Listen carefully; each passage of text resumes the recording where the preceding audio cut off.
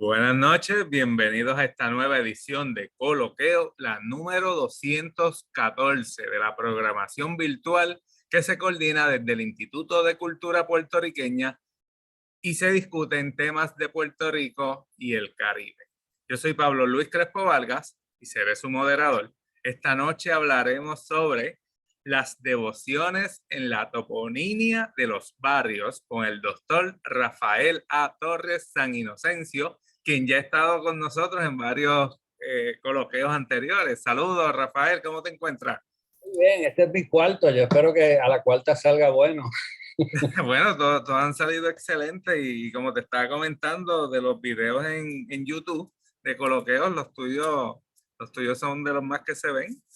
Esto debe ser que alguien se los está asignando a los estudiantes como tortura. ¿Tú sabes cómo es eso? Pues nada, gracias por estar con nosotros nuevamente y te dejo para que comience la conferencia antes que me empiecen a regañar. ¿Quién te regaña? ¿Quién te regaña? Yo no te regaño. Mira. No, el Muy público, el público. buenas noches. Bienvenidos al coloqueo de hoy. A tenor con la Semana Mayor, Semana Santa, optamos y Pablo y acogió hablar sobre las devociones en la toponimia de los barrios. Este es un tema sumamente extenso, mucho más extenso de lo que lo podemos cubrir en las 2 horas que tenemos o menos, porque ya a Pablo, tú sabes, el guardia le ha dicho que dile al hombre ese que se calle, esto, porque hay que cerrar el instituto. Así que vamos a hacer lo mejor posible con el tiempo. Agradecemos muchísimo su presencia y su constancia. Agradecemos también al Instituto de Cultura y agradecemos también a Pablo en su título personal que básicamente acoge estos embelecos de nosotros. Eh, dale Jaime, saludos. Titán. Pero si me pongo a ver los chats, no hago lo que vine a hacer. Básicamente este es mi cuarto coloqueo. Espero que no sea el último. En realidad no lo va a ser porque en junio vamos a hablar de la toponimia de indígena, que es la toponimia predominante en Puerto Rico. O sea, como dice la tesis, que ya está un poquito viejita, hay que actualizarla. Es increíble, pero básicamente los nombres de origen indígena predominan en los barrios y en básicamente la mayor parte de los nombres de lugar en Puerto Rico, aun cuando ya han pasado más de 500 años desde la llegada de los europeos. Pero hoy nos vamos a enfocar en la toponimia europea de devociones religiosas. Vamos a hacer una nota al final breve en términos de por qué es que puede haber toponimia devocional también indígena y africana y por qué no la estamos cubriendo.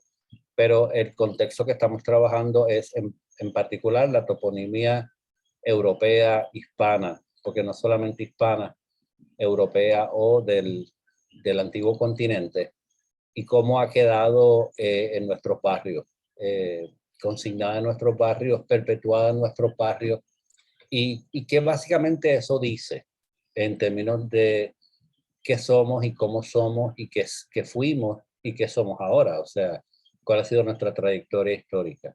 Saben, les adelanto que esto se está transmitiendo por Facebook, también se está transmitiendo por Zoom, y además de eso, Pablo muy diligentemente lo sube a YouTube después de la conferencia, donde básicamente profesores pueden asignárselo a sus estudiantes como tortura. Así que, no, muchas gracias por la acogida. Quién sabe, un día de esto va y me dedico a esto full time, veremos a ver.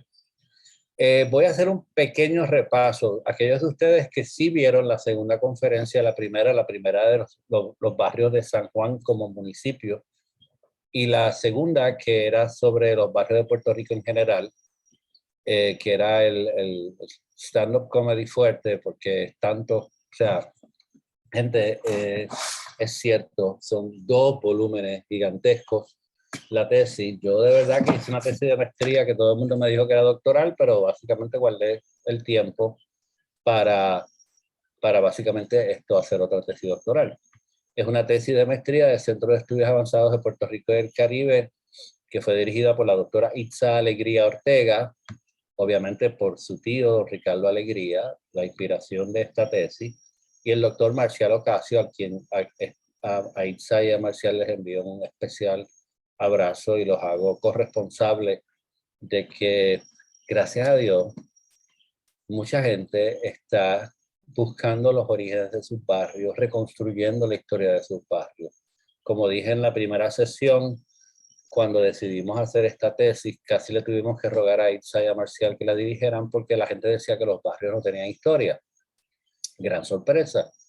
Los barrios son un elemento omnipresente y fundamental de nuestra historia, y no solamente los barrios, sino también básicamente los nombres de los barrios, pero también las estructuras de poder de los barrios, que es una conferencia que esperamos dar el semestre que viene, que es sobre los alcaldes de barrio y cómo los alcaldes de barrio se mezclan con las conferencias del caciquismo y establecen un patrón particular de cómo nosotros los puertorriqueños corremos la cuestión local, pero eso no es el tema de hoy.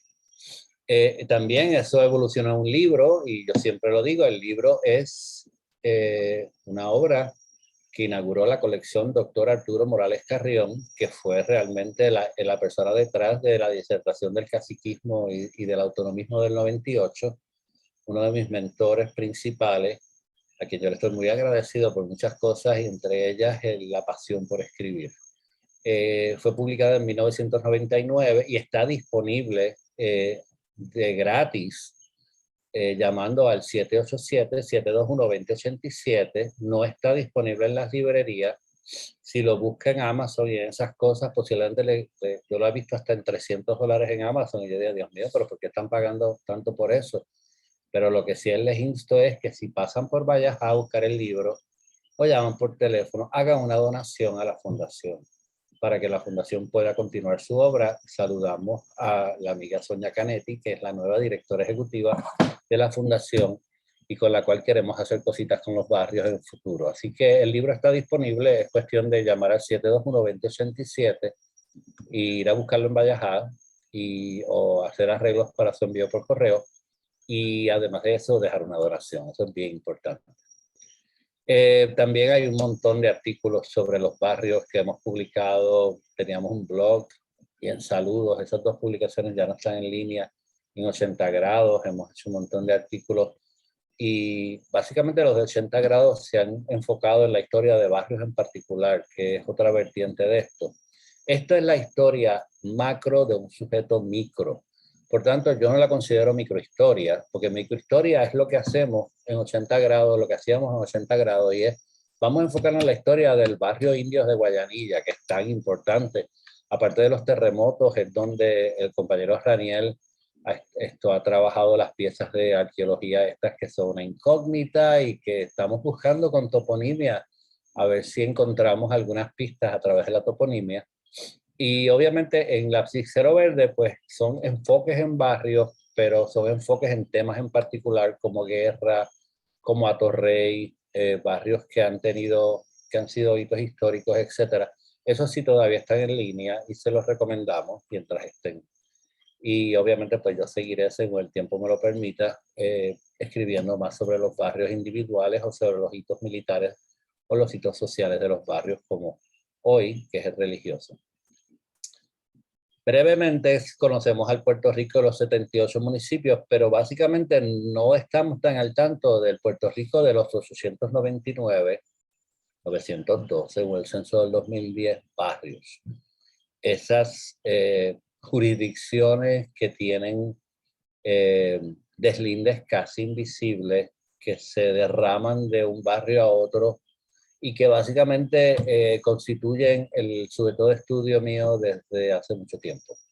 Yo me acuerdo que en la década del 80 yo vi un mapa de barrios por primera vez con el profesor Zoltán Mesaros, un investigador y planificador húngaro que trabaja en la Universidad del Sagrado Corazón. Y era un plano de estos como los planos, de tinta, de esta tinta que tenía este olor tan fuerte. Y yo me quedé fascinado y yo dije, yo nunca había visto a Puerto Rico desde esa perspectiva. Y obviamente, pues, tenemos 899 barrios, y en la conferencia que está en YouTube puede tener una mejor idea de ¿Por qué tenemos 899 barrios? ¿Por qué en el siglo XX no ha habido tanto crecimiento en barrios, pero sí de sectores y de comunidades que tienen nombre propio? Porque hay más barrios en la zona oeste y menos barrios en la zona este. Y todas esas cositas que no vamos a cubrir de nuevo porque ya las cubrimos en la otra vez.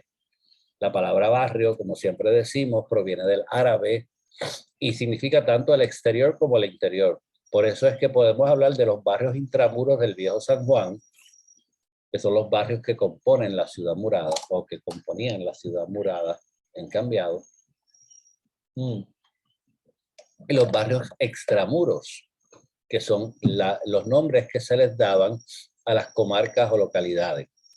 Mi énfasis siempre ha sido más que nada en los barrios rurales. Yo soy del campo, pueden oír los coquíes por ahí posiblemente, y esto, pero los barrios urbanos han sido trabajados por muy buenos colegas historiadores, particularmente, como dijimos en la primera conferencia, los 40 y tantos subbarrios de Santurce, etcétera, los barrios de San Juan, Aníbal, etcétera, Aníbal Sepúlveda. Pero la palabra denomina, que es lo más importante que queremos proyectar en este momento, tanto el interior de una ciudad como el exterior, como los nombres que básicamente denominan las comarcas exteriores rurales de una ciudad. Este es el mapa de barrio, lo tengo aquí al frente, lo dejé descansar hoy, no lo puse allá atrás, pero esto fue mi documento de trabajo por mucho tiempo. Estos son los barrios a 2020, están puestos en un pedazo de madera que estoy mirando ahora, pero de nuevo lo dejé allá. Y te da una idea de la división. De nuevo, en la segunda conferencia va a encontrar muchísima información de ellos, de dónde vienen, por qué son o sea, cuáles son las hipótesis con relación a su forma y a un montón de otras cosas. Y obviamente los barrios, disculpen, son también la división principal, que mal está esa foto, que utilizamos para hacer el mapa electoral de Puerto Rico. Y cuando hablemos de los caciques de barrio y los alcaldes de barrio, usted va a entender por qué los barrios siguen siendo sumamente importantes dentro del panorama, el ecosistema, si lo podemos decir, electoral y partidista en Puerto Rico. Porque son los que movilizan los votos. Pero obviamente cuando se hacen las redistribuciones electorales, una de ellas está en proceso, se trata de respetar en lo posible la configuración de cada barrio para no dividirlos. Sin embargo, con el tiempo, pues eso ya no está pasando. Hay veces que no. Esas listas electorales son muy importantes para identificar sectores y es muy importante para el trabajo de toponimia, porque muchos de esos sectores de los distritos electorales, o sea, en este colegio van a votar las personas que viven aquí, aquí, aquí, aquí, aquí. Y esos son los nombres de los sectores. Y esos nombres a veces son modernos, como puede ser, pues no sé, Parkville, como puede ser Sánchez Ramírez, pero algunos de esos nombres, como hemos visto, son remanentes de topónimos bien antiguos. Bien, pero cuando hablo bien antiguo, estoy hablando del siglo XVII, siglo XVI. Aquí en Guaynabo está Sao Tomé, Oyamala, que son sectores que todavía están por ahí. Esos sectores, Morcelo, porque por Morcelo pasaba la carretera central original. Eso es porque hay mito. Esos nombres son bien antiguos y los reconstruimos a través de estas estructuraciones políticas de centros de votación y cómo se dividen los centros de votación. Posiblemente las personas que trabajan recogiendo la basura son el oficial público en Puerto Rico único que tiene que ir a casi todas las casas de las personas en este país y es posiblemente la mejor fuente para saber cómo se llama cada sitio y los hemos utilizado. También, aparte de los 902 barrios, tenemos por lo menos 151 subbarrios y en el caso de Camuy, si no me equivoco, son cuarteles. Es el único municipio que tiene cuarteles en vez de subbarrios. Y obviamente, pues, en el caso, por ejemplo, de Mayagüez, pues tienes un montón y son subbarrios. Es bien difícil tú decirle a una persona, no, mire, eso no es un barrio, eso es un subbarrio, porque todo el mundo se identifica. De la misma manera, tú tienes los sectores. Ay, no, estoy fuera del sitio. Déjame ir a los sectores un momentito. No, no están los sectores, no los puse. Ok. Cada barrio, a su vez, se divide en subbarrios, o se divide en sectores, o se divide en comunidades rurales. Esos nombres, de nuevo, algunos son muy antiguos y básicamente son bien difíciles de cartografiar porque son comunidades vivas. O sea, un sector no deja de crecer porque está entrando en otro sector y aún cuando está entrando en otro municipio. O sea, por ejemplo, en Caguas, pues tú tienes un sector borinque atravesada a un lado de un barrio y el sector sigue creciendo al otro lado como borinquera atravesada porque son orgánicos. O sea, los sectores son orgánicos, son bien difíciles de cartografiar. A principios del siglo XX a los alcaldes le dio por poner estos rótulos con los nombres de los barrios y los sectores, algunos de los cuales, obviamente yo aplaudo eso, pero algunos de los cuales fueron traídos por los pelos. O sea, ese sector nunca se llamó de esa manera.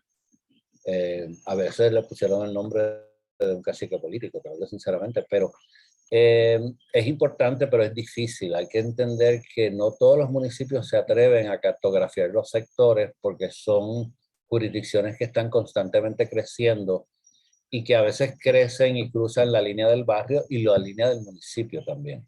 ¿Okay? Pero todo eso está mencionado en más detalle en la conferencia que está en YouTube. Los barrios, como dijimos aquella vez, pues crecieron muchísimo en el siglo XIX, crecieron en función del propio crecimiento poblacional. Puerto Rico empezó el siglo XIX con aproximadamente más o menos 100.000 habitantes y acabó el siglo con prácticamente 1 millón. Y ese crecimiento poblacional vino o derivó en un crecimiento de barrios y también lo explicamos en la conferencia porque ese crecimiento se da porque había una cosa que se llaman los alcaldes de barrio y entonces un alcalde de barrio aumentaba la población, esa es mi hipótesis, y tenía que básicamente dividirse el barrio, por eso tiene Mamey arriba, Mamey abajo, tierras ponientes y tierras salientes y todos esos nombres que son barinas, tienes 3 barinas, tienes 3 Beatriz en 3 municipios diferentes, tienes 3 Guanajibos, tienes 3 Rosarios, que lo vamos a 4, que lo vamos a mencionar hoy. Así que en este punto, pues obviamente ya ellos se dieron por vencidos, según mi hipótesis, y empezaron a nombrar más de un alcalde de barrio y por tanto ya el crecimiento fue mínimo en el siglo XX. Los barrios advenedizos que van de 1892 que van de 899 al 902 fue el barrio San Just, que tiene una historia fascinante también y ha sido documentada por colegas historiadores. No, yo creía que era el conde de San Just, el líder conservador del siglo XIX, pero no, la historia va mucho más allá en términos de otro militar que recibió tierra, pero eso no lo vamos a cubrir hoy. Es fascinante esto de reconstruir la línea del tiempo en sentido inverso. En el área rural, una de las herramientas principales son los nombres del lugar. Y el otro fue en mi querido municipio de Maunabo, donde básicamente Palo Seco se separó, se creó un barrio nuevo, pero también Palo Seco entonces se dividió en 2 y pusieron el barrio Tumbao y el barrio Palo Seco. Esos han sido los únicos, te diría, del 2020 en adelante, del siglo XXI realmente. Esos 3 barrios son los únicos, los otros 899 eran cuando se escribió el libro que fue en 1999. Me fui bien lejos. Ok, y obviamente pues aquí vemos que estos barrios se crearon por ley.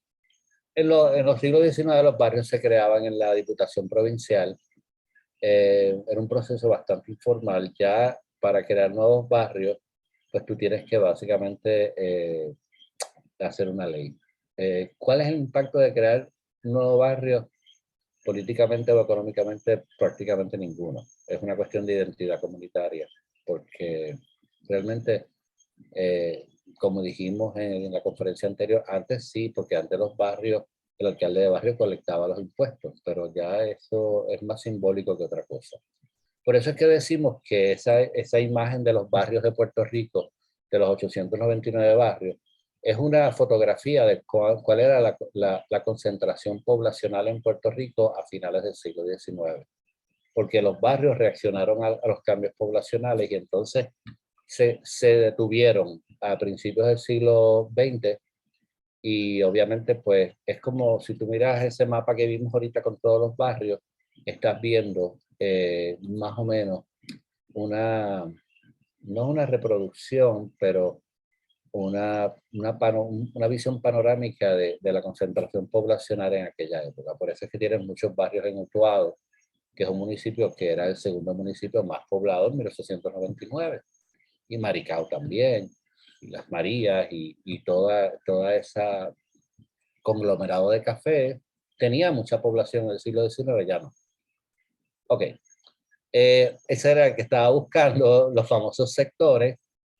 Y como ustedes ven, Cagua fue valiente en los tiempos de Willy Miranda Marín y los empezó a cartografiar, posiblemente esto ha cambiado, pero es muy difícil. O sea, es muy difícil. Por ejemplo, Borinqueda Atravesada continúa al otro lado del barrio San Salvador, que vamos a mencionar la historia de San Salvador también, cómo llegó a ese nombre, otro topónimo religioso. Porque el crecimiento de Borinqueda Atravesada siguió y cruzó la línea del barrio, etcétera, etcétera. Lo mismo pasa muy a menudo. Pero tenemos que esto es un barrio sumamente rural, esto es la parte más alta de Cagua. Yo digo que me toma a mí de Caguas a San Salvador más o menos el mismo tiempo que más o menos hasta Las Piedras por Macao, para que tenga una idea, en términos de tiempo de conduciendo. Pero los sectores también tienen nombres muy importantes y obviamente, como dijimos en el otro taller, esto nos ayuda a la reconstrucción de los hatos, que es, según mi teoría, posiblemente el antecedente más importante de los nombres de los barrios y de los barrios en general.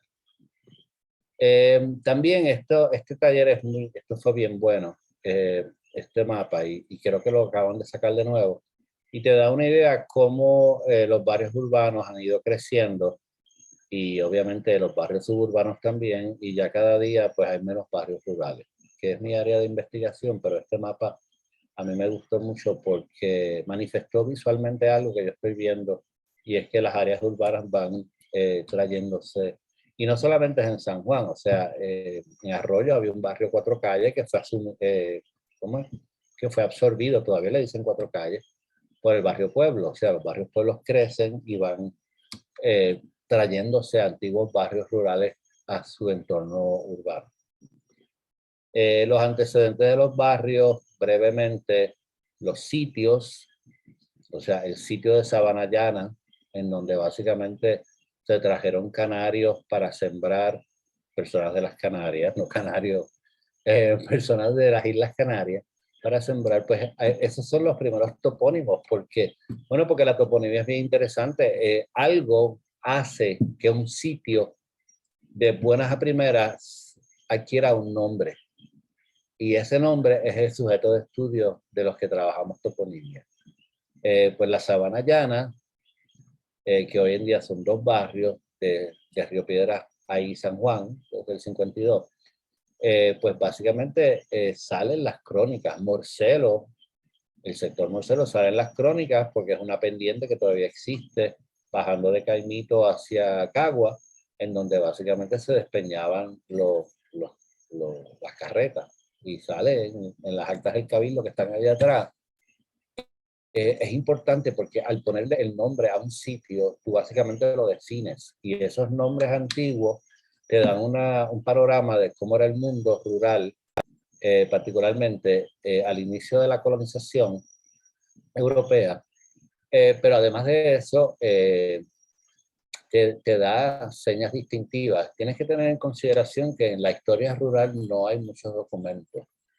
La mayor parte de la historia escrita tiene que ver con las ciudades, los centros urbanos. Y también tienes que tomar en consideración que esto es debatible, Hay personas que no están de acuerdo, pero yo lo digo claramente. Hasta yo creo que mediados del siglo XIX la mayor parte de las personas vivían en el campo. Y el caso en Puerto Rico era más. Íñigo Abad y la Sierra en 1760 y pico, camina todo los pueblos de la isla, escribe la primera historia geográfica, bla, bla, bla, natural, geográfica, civil, natural de Puerto Rico. Y él decía que los pueblos eran la iglesia y un montón de casas, no un montón de casas, una cantidad reducida. Vamos a ver un visual de un dibujo de un pueblo ahorita.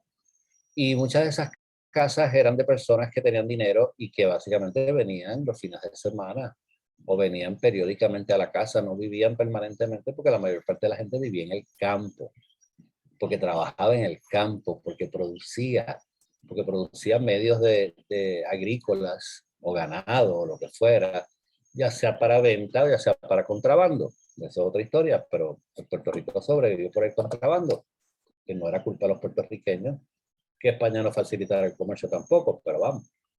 En ese sentido, la mayor parte de la gente.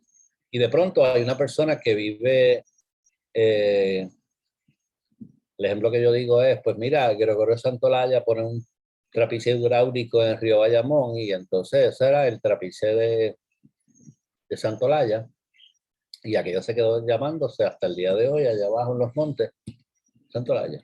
O portugués, el famoso Guzmán, que vino de San Germán, hizo un paso en el río Portugués y en el río Baramaya, en nombre indígena.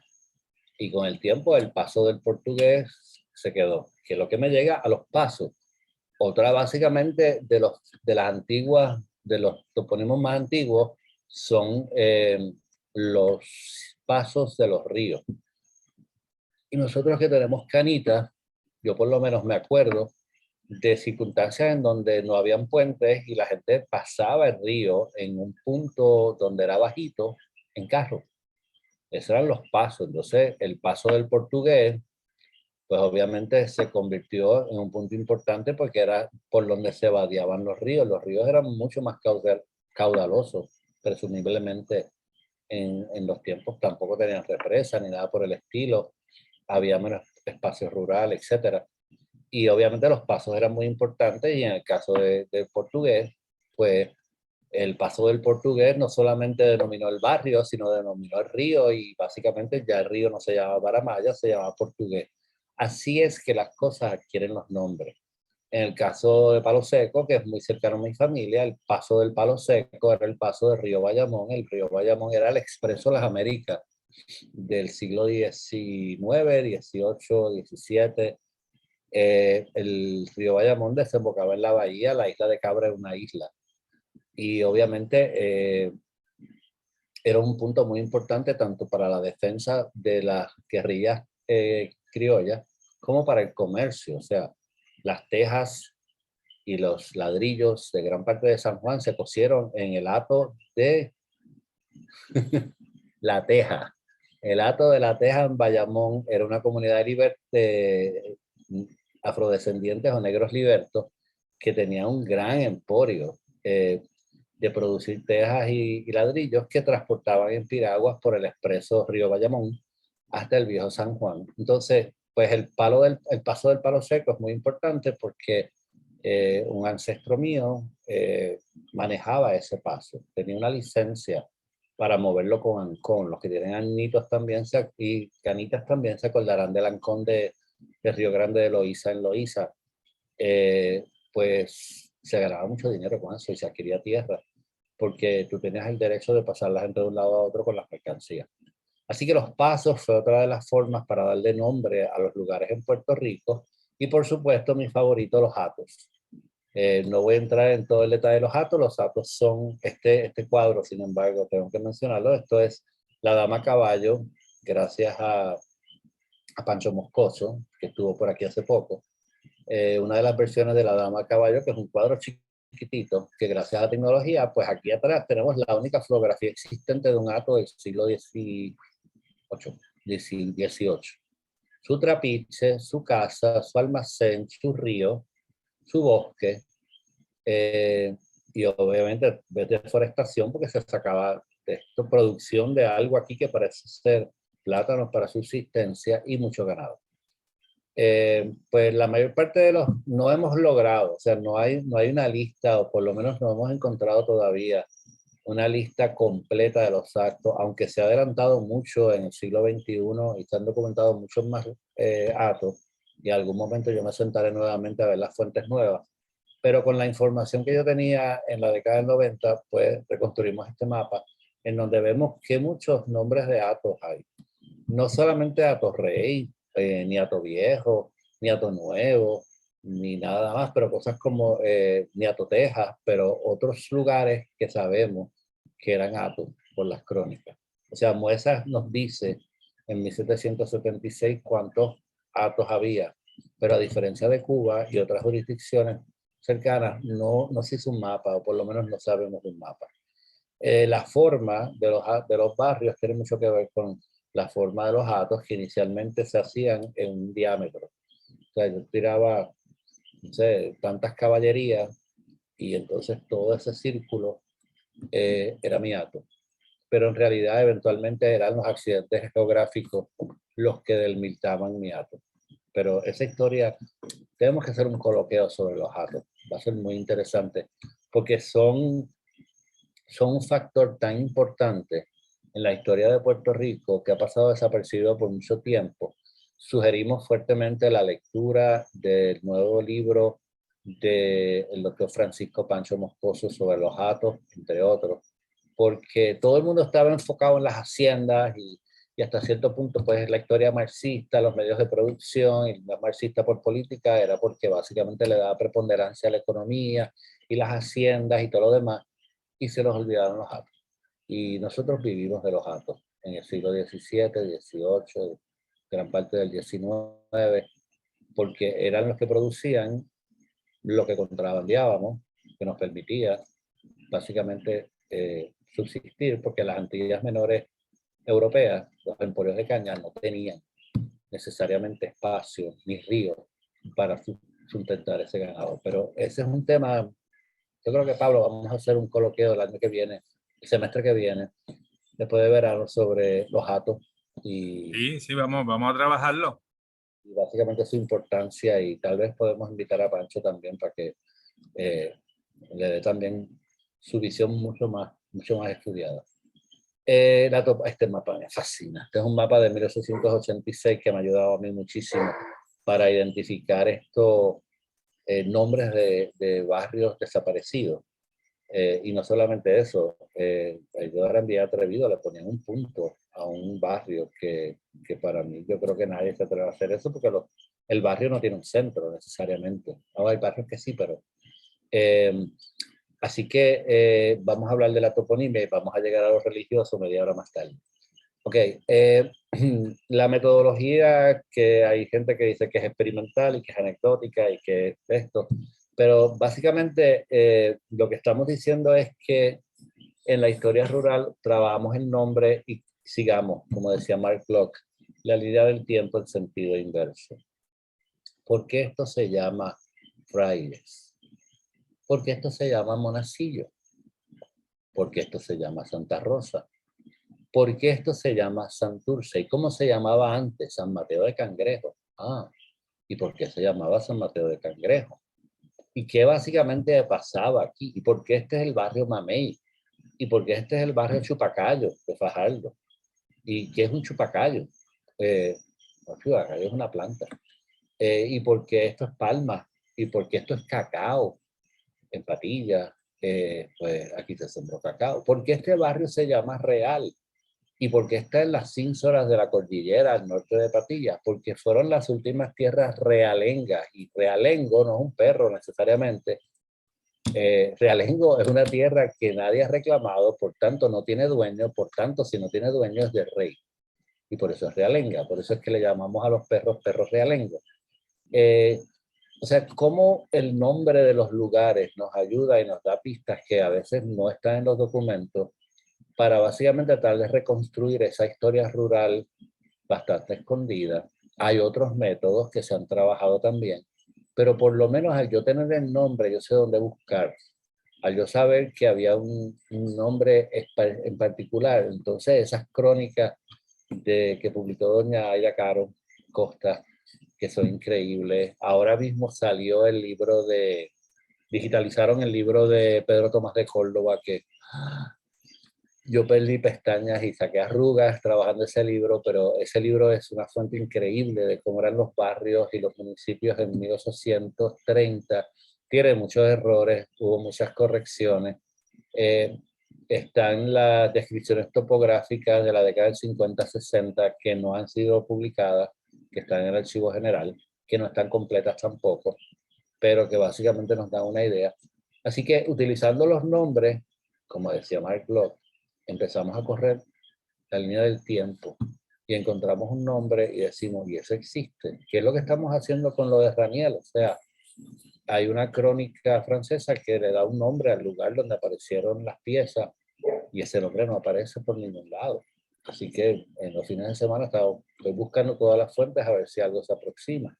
Pero la toponimia me puede decir dónde fue que estaban las piedras estas, digo, las piezas arqueológicas estas tan especiales. En términos de la tesis, distribuimos los topónimos de barrio en todas estas categorías.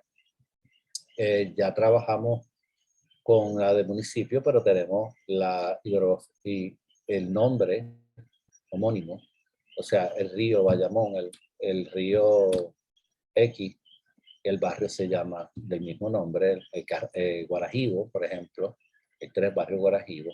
La indígena, que la vamos a discutir en junio, que es de las más interesantes y más sabrosas. La flora, y es interesante para la historia ecológica, como la flora y la fauna, por ejemplo. Los nombres de los barrios nos hablan de cómo era Puerto Rico y ya no es. O sea, la playa de Flamingo, era así porque estaba llena de flamingos. Y el último flamingo se atipó a principios del siglo XX. O sea que era la playa o el barrio de los flamingos. ¿Ok? Y así hay muchos otros. La flora también, o sea, los barrios yo siempre uso este ejemplo, los barrios de Salinas, Santa Isabel, en esa área había un barrio que se llamaba Ausubo. ¿Tú te imaginas por donde están los mangos hoy en día, esa área?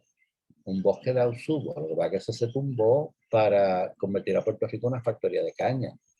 Pero si no fuera por el nombre, yo no sabría que eso era un barrio Ausubo. Y por ahí hay muchos ejemplos. Topografía genérica, como puede ser el barrio Frontón, el barrio Farallón, Ciales, que describen algo que todavía podemos ver, los antropónimos, que es muy interesante, los nombres de personas. Y ese usualmente lo hacemos para más o menos noviembre, cuando se celebra la llegada o se celebra o se conmemora o se marca la llegada de los europeos, porque hay muchos nombres que tienen que ver con la colonización que quedaron en nuestros barrios. La topografía homónima, la hidrografía, los nombres de ríos, los atos, los cotos, las haciendas, la fauna, los religiosos y los extranjeros. Y hoy en los religiosos vamos a cubrir un poquitito de los extranjeros para que ustedes vean que muchas influencias de otros países que van más allá de los que nosotros conocemos, vemos en los nombres de nuestros barrios, y lo que básicamente es que nos está diciendo es que mucha influencia hubo, por ejemplo, de los canarios, de los corsos, de otros grupos de inmigrantes, y cómo ellos dejaron su marca hasta en la misma toponimia de Puerto Rico. Por eso lo vemos ya mismo. Obviamente, en términos de los municipios, y vamos a explicar por eso, realmente yo vi como 5 municipios que tienen nombres religiosos. Pero eso básicamente no son 6. Si vemos, San Germán y San Juan son los más antiguos. San Sebastián y las Marías ya son del siglo XIX, y estoy entendiendo que las Marías no es el árbol de las Marías, sino es religioso. Santa Isabel y San Lorenzo son nombres nuevos.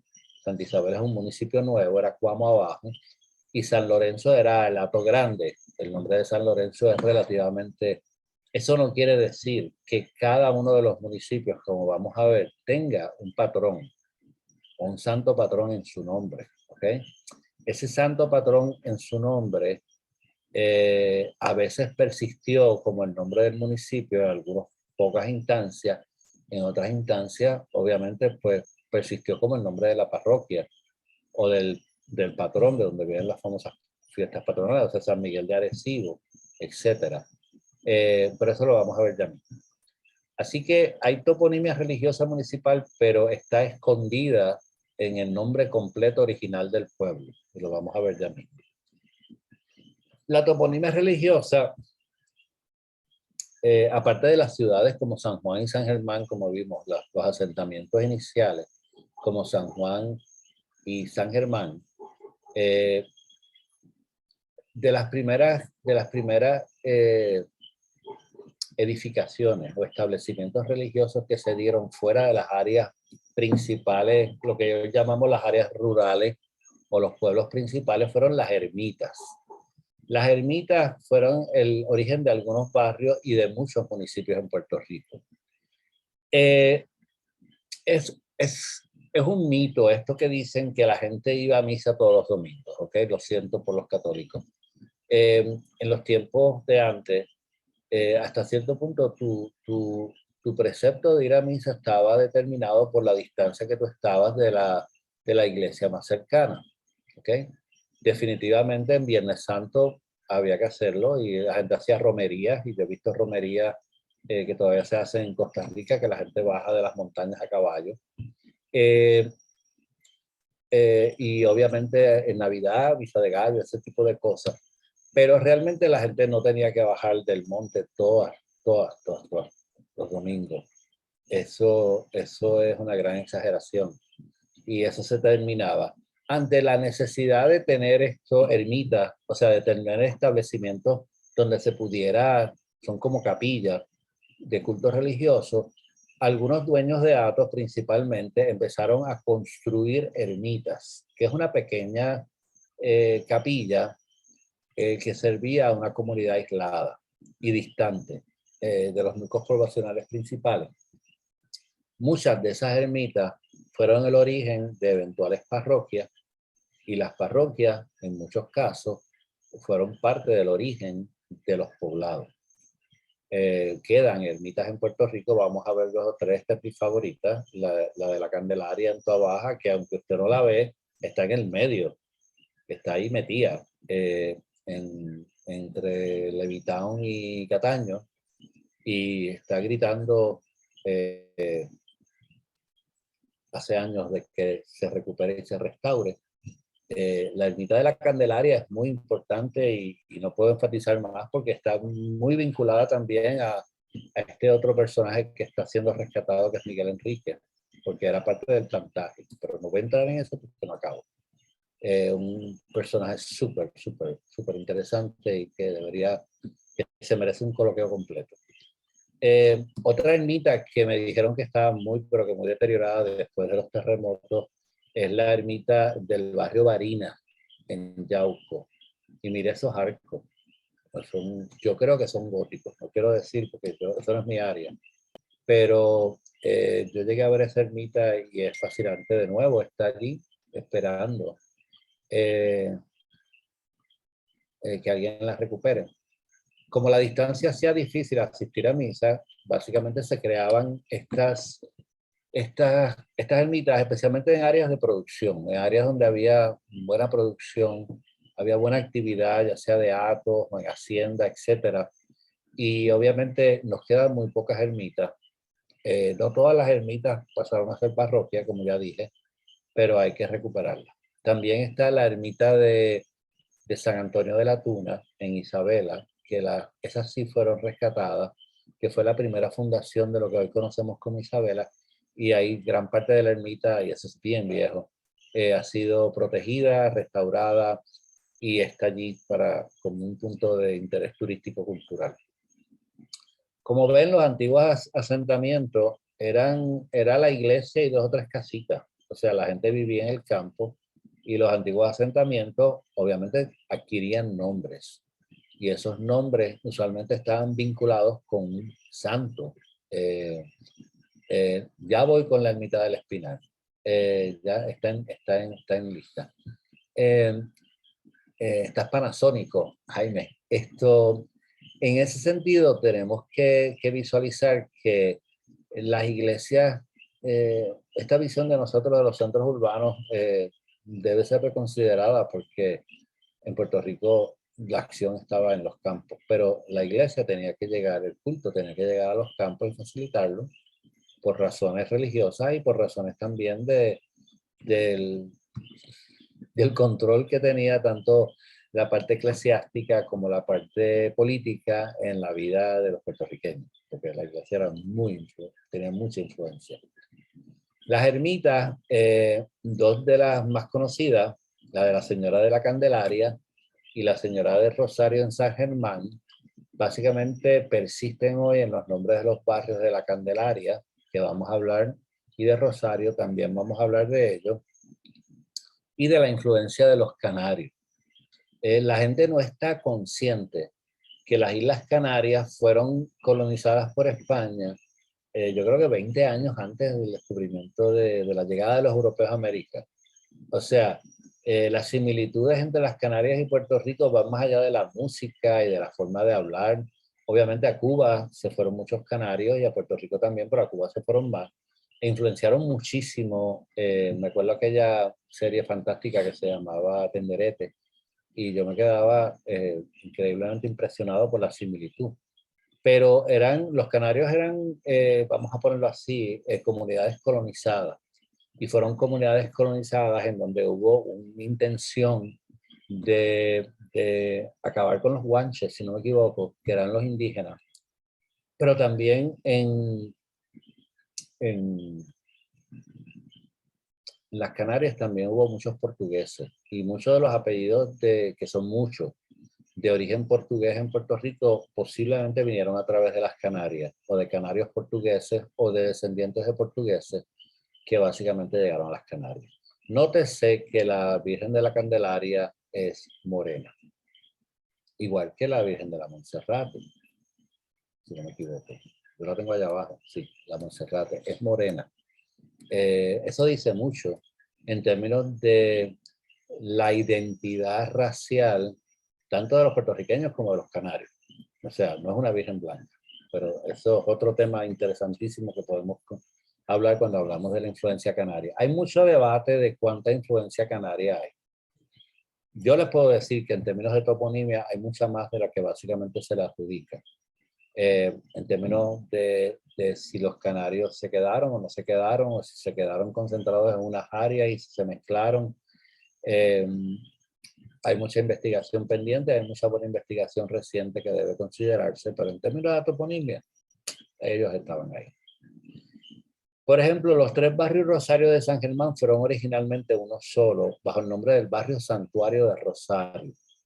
El barrio Rosario es una de las pocas parroquias en Puerto Rico que no evolucionaron en un municipio. Saludos a mis queridos amigas y amigas del barrio Rosario, son gente muy orgullosa de su barrio. Son Rosario Alto, Rosario Peñón, Rosario Bajo, y hay otro barrio, Rosario en Mayagüez, que tiene que ver con el concepto y lo vamos a ver ahorita, de que estos territorios eran uno solo antes de que fueran divididos por los municipios actuales. O sea que era una comunidad, y los topónimos me lo dicen, pero eso lo vemos ahorita.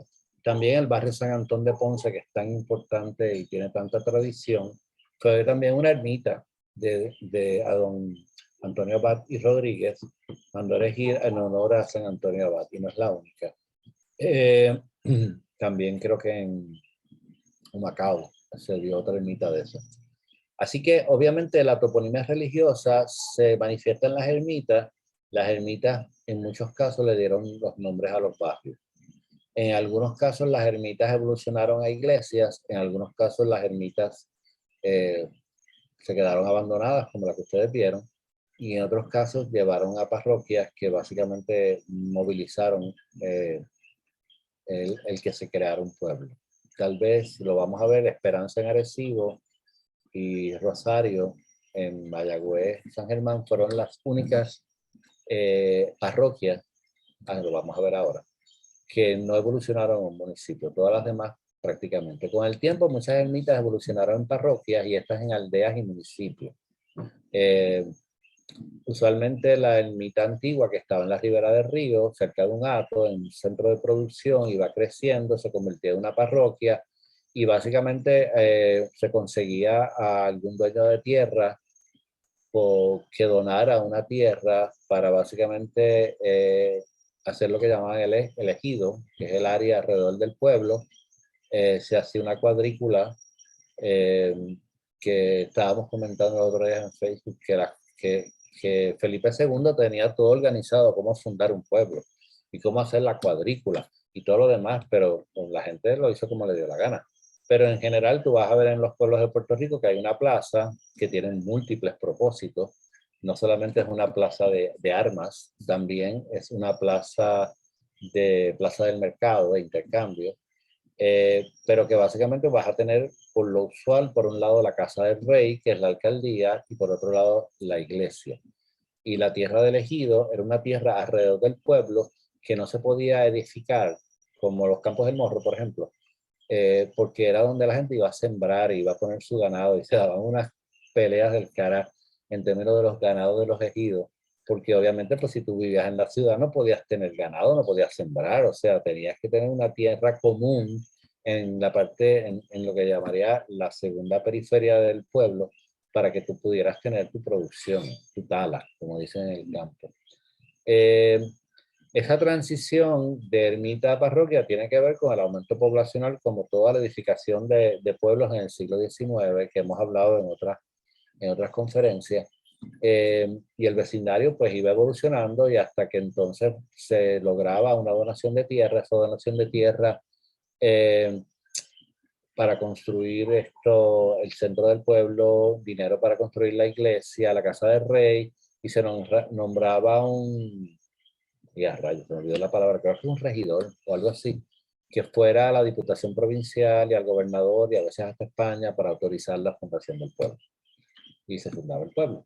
Y después que se fundaba el pueblo tenía que recaudar impuestos para sostener al cura, a la parroquia, al alcalde y pasarle al gobierno chavo también, que ahí donde vienen los barrios. Los barrios básicamente son centros de recolección de impuestos, pero eso es otra historia que ya hablamos. Ahí tenemos la bellísima iglesia de Moca, que para mí es ejemplar en términos de lo que posiblemente fue una ermita que evolucionó en una iglesia que no necesariamente está en la plaza, que está por sí sola. Las parroquias también fueron célula fundamental en la administración religiosa en términos de feligresía, territorio y jurisdicción de una iglesia. Los barrios intramuros más antiguos de Puerto Rico fueron los barrios internos de San Juan y originalmente era un barrio por iglesia. Estaba Catedral, San José, San Francisco y Santa Ana, si no me equivoco. Ya esto ha cambiado, pero todavía tenemos el barrio de San Cristóbal, el barrio de San Francisco, el barrio Catedral, que persisten. Pero originalmente la cuadrícula era por parroquia. Así que la parroquia tenía mucha influencia también en la división territorial interna. La evolución de ermita parroquia y de poblado se hace evidente en muchos nombres de pueblos. Por eso es que decimos que aunque identificamos como 4 o 5 pueblos con nombres religiosos, hay muchos más, porque no es Cabo Rojo, es San Miguel de Cabo Rojo, Altagracia de Sabana Grande, Nuestra Señora de la Candelaria de Mayagüez, Nuestra Señora del Rosario de Aguada. Posiblemente la iglesia principal de esos municipios todavía tiene el nombre, yo sé que en Mayagüez es la Candelaria. Santa Rosa del Calvache en Rincón, disculpe que esta es mi hija,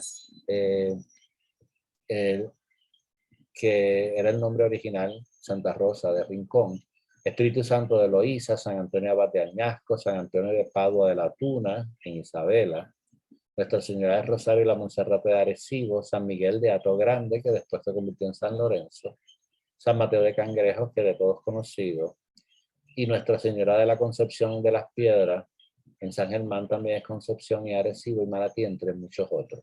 Así que el nombre, la toponimia religiosa de los municipios está escondida hasta cierto punto, solapada.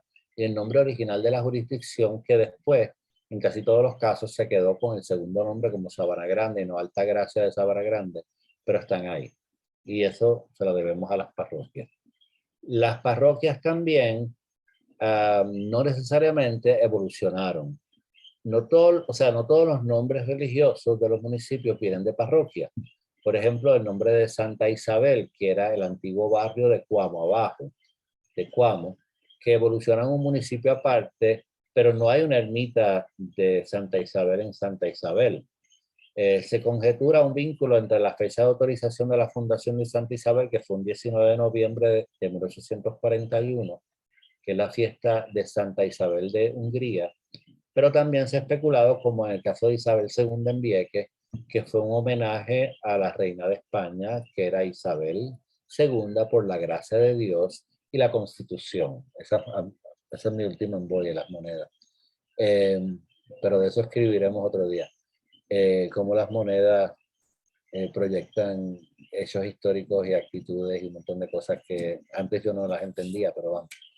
Así que en caso de Santa Isabel el nombre no vino de una ermita necesariamente. En las parroquias no todos los nombres religiosos de pueblos provienen de antiguas parroquias y dijimos ya que hay dos jurisdicciones. La parroquia de Rosario en San Germán, La Esperanza en Arecibo y Santa Cruz de Trujillo Alto, de Trujillo Bajo, perdóname. Hubo un municipio que se llamó Trujillo Bajo, igual que hay uno que se llama Trujillo Alto, que desapareció, que fue anexado en gran parte por San Fernando de Carolina, y Florida en Barceloneta, que no es la Florida que después en 1968 fue municipio. Fueron parroquias que no evolucionaron en poblado, pero sí están presentes en los nombres de los barrios. Así que hay dos Floridas en el área de Barceloneta, Florida el municipio y el barrio Florida de Barceloneta. Santa Cruz, que es un área muy importante en Carolina, era parte de Trujillo Bajo, Esperanza y Rosario, que ya lo vimos. Lo que pasa es que habían dos jurisdicciones, o sea, tú tenías la jurisdicción política y tú tenías la jurisdicción religiosa y se tenían que poner de acuerdo y requería la autorización de un gobernador, mientras que las parroquias las autorizaban los obispos, y estas dos autoridades, aunque tenían mucha fuerza e influencia, no siempre estaban compaginadas y a la par. Así que en algunos casos no era obvio o no fue obvio la evolución de una parroquia a un municipio. ¿Okay? Pero en muchos casos sí lo fue. ¿Okay?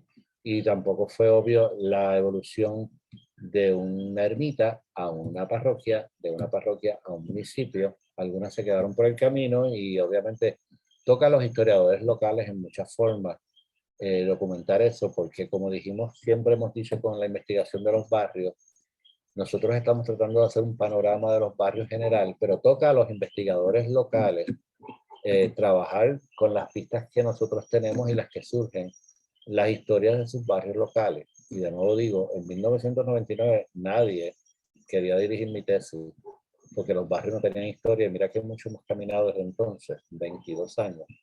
Y ahora todo el mundo está estudiando historias de barrio, lo que me fascina, y me fascina que me rebatan.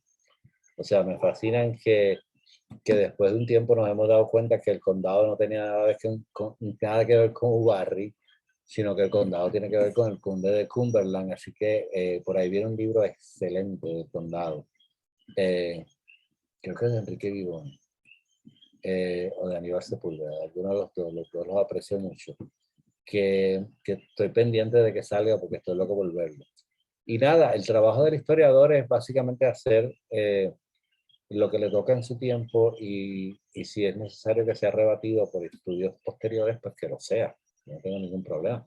Mira, Luis Burset, que yo creo que ustedes han tenido aquí, Luis Burset obviamente hizo pedazos algunas de las teorías de Don Generoso que yo utilizo en mi investigación de barrio. Las di por buenas, él la investigó porque fue a los archivos y encontró que, mira, eso no necesariamente es cierto. Y yo me alegro muchísimo, Luis es un excelente colega, que básicamente esta investigación ayude a otras personas a enfocarse en estos temas y básicamente me rebatan si es necesario y aclaren la verdad, o por lo menos la verdad en ese momento. La toponimia religiosa es responsable de por lo menos 45 topónimos o barrios, de topónimos de barrio, o el 5% de todos los barrios del país. O sea, cuando hablemos en junio de la toponimia indígena, ustedes van a ver la diferencia. ¿Por qué la toponimia indígena es tan predominante? ¿Por qué la toponimia religiosa europea es limitada? Pero aún así tú tienes en Humacao 4 barrios que son Candelero arriba y Candelero abajo, que tienen origen religioso. Punta Santiago, por supuesto, los queridos amigos de P6 y de Punta Santiago, que obviamente es una alusión a Santiago y que es una historia larguísima. Esa comunidad, yo creo, yo he teorizado por escrito que realmente puede haber sido el antiguo Santiago del Daguao, o allá en Rupert Roads, que fue un asentamiento que se intentó hacer para competir contra San Juan y que fue eliminada por los indios taínos, raya caribes, dependiendo como tú lo veas, que estuvieron 100 años sin permitir ningún asentamiento en la costa este de Puerto Rico. O sea, eso de que las guerras indígenas se acabaron en 1511, eso es una visión muy hispanofílica de la historia de Puerto Rico. Y decir que esos fueron caribes tal bien no necesariamente es así. Pero también tienes el barrio, en esa área tienes Mariana, que básicamente es un barrio que tiene una vocación religiosa. ¿Y cuál es el otro? Candelero, Candelero Arriba, Punta Santiago y Mariana, ya lo vi. San Germán y Utuado tienen 3 cada uno. Algunos ejemplos de los barrios, y no puedo bregar con los sectores porque estaríamos hasta ahí, el día de Pascua, pero sacamos algunos de los principales: San José, que tenemos una historia comiquísima en Quebradilla; Viejo San Juan, San Isidro en Culebra, San Lorenzo en Morovi. Fíjate, Morovi hay un barrio San Lorenzo que no es Hato Grande. San Patricio en Ponce, San Salvador en Caguas. San Salvador y San José son topónimos nuevos y vamos a explicar por qué son topónimos nuevos y por qué fueron hasta cierto punto saneados religiosamente para darles nombres más nuevos. La Santa Catalina, Santa Isabel, Santa Olaya. Santa Olaya, ok, ahora explico. El fervor mariano en Purísima Concepción, en Las Marías, Rosario, en Mayagüez y San Germán, que son 4 barrios, y Mariana en Humacao y en Naguabo. Esto de que se repitan, por supuesto, tiene que ver con que posiblemente eso fue un hato, y un hato mucho más grande, como Beatriz, por ejemplo, en la parte sur de Cagua, y que cuando se crean los municipios se dividió ese hato, que era más antiguo, pero el nombre se quedó en 2 y 3 municipios. Lo mismo pasa en Barinas, que es donde está la ermita, que tiene 3 municipios que tienen barrio Barinas, si no me equivoco. Hay que tomar en cuenta de que el que sea un nombre religioso no necesariamente tiene que ver con una vocación religiosa, porque Santolaya en Bayamón tiene que ver con Gregorio Santolaya, ese era su apellido, eso es un antropónimo, pero hay que contarlo anyway, porque sigue siendo un nombre religioso. Y así también hay otros casos también que no vamos a entrar ahora, que cuando hablamos de los antropónimos lo pregamos. Otros tienen que ver como Cruz en Cruces, Santa Cruz en Carolina, Ángeles en Utuado y Encarnación en Peñuela. Esos son topónimos claramente religiosos de nuestros barrios. Los barrios y los sectores, estos nombres están relacionados también a veces con antiguas haciendas e ingenios. No siempre. Las haciendas y los ingenios han sido han tenido más influencia en los nombres de los sectores, pero no tanto en términos de los barrios, porque los barrios se crean en un momento donde todavía las haciendas estaban en desarrollo, pero definitivamente ha habido haciendas que han influenciado mucho los topónimos de los sectores. También, y hay una página en Facebook excelente que se llama Haciendas de Puerto Rico, que a mí me fascina leer cuando tengo tiempo. Es interesante ver la evolución de los nombres de las haciendas, porque las haciendas pasaban de manos y el nuevo dueño le cambiaba el nombre, por supuesto. Le ponía el nombre que quería, o el nombre de su familia, o el nombre de su devoción, o el nombre de su hija, o el nombre de lo que fuera, de su madre. Pero definitivamente la toponimia religiosa tiene un vínculo, especialmente en los sectores, eh, como topónimos de sectores y comunidades rurales principalmente. No tanto de barrio, pero tal vez sí lo tienen y yo no me he enterado. ¿Okay? Los emigrantes extranjeros también tienen una gran influencia en los nombres. Por ejemplo, el barrio San Ildefonso en Cuamo es el santo patrón, San Ildefonso, del pueblo de Illescas, de la provincia de Toledo, en España, donde eran oriundos don Blas y don Cristóbal de Illescas, colonizadores de Cuamo y antiguos dueños de las tierras que hoy comprenden ese barrio. Por eso es que hablamos de San Blas de Illescas. Así que estamos hablando de personas de influencias extranjeras, en este caso español, que son nombres religiosos alusivos a sus países de origen. Como dijimos en el caciquismo, Santurci es el nombre de un poblado, una región vasca, que era donde venía don Pablo Barri, y obviamente cuando lo nombran conde de San José de Santurce, eh, hay una determinación de la Diputación Provincial en donde se cambia el nombre de Cangrejo, de San Mateo de Cangrejos, a Santurce, que es el nombre actual del barrio de Cangrejos. Todavía Isla Verde, lo que conocemos como Isla Verde, se llama el barrio Cangrejo de Carolina. Así que esa parte de la de Carolina se quedó Cangrejo. La parte de acá, de San Juan, o de Santurce, o de San Mateo, fue la que cambió de nombre a el nombre que conocemos hoy, que es Santurce. Por eso es que tenemos los cangrejeros de Santurce.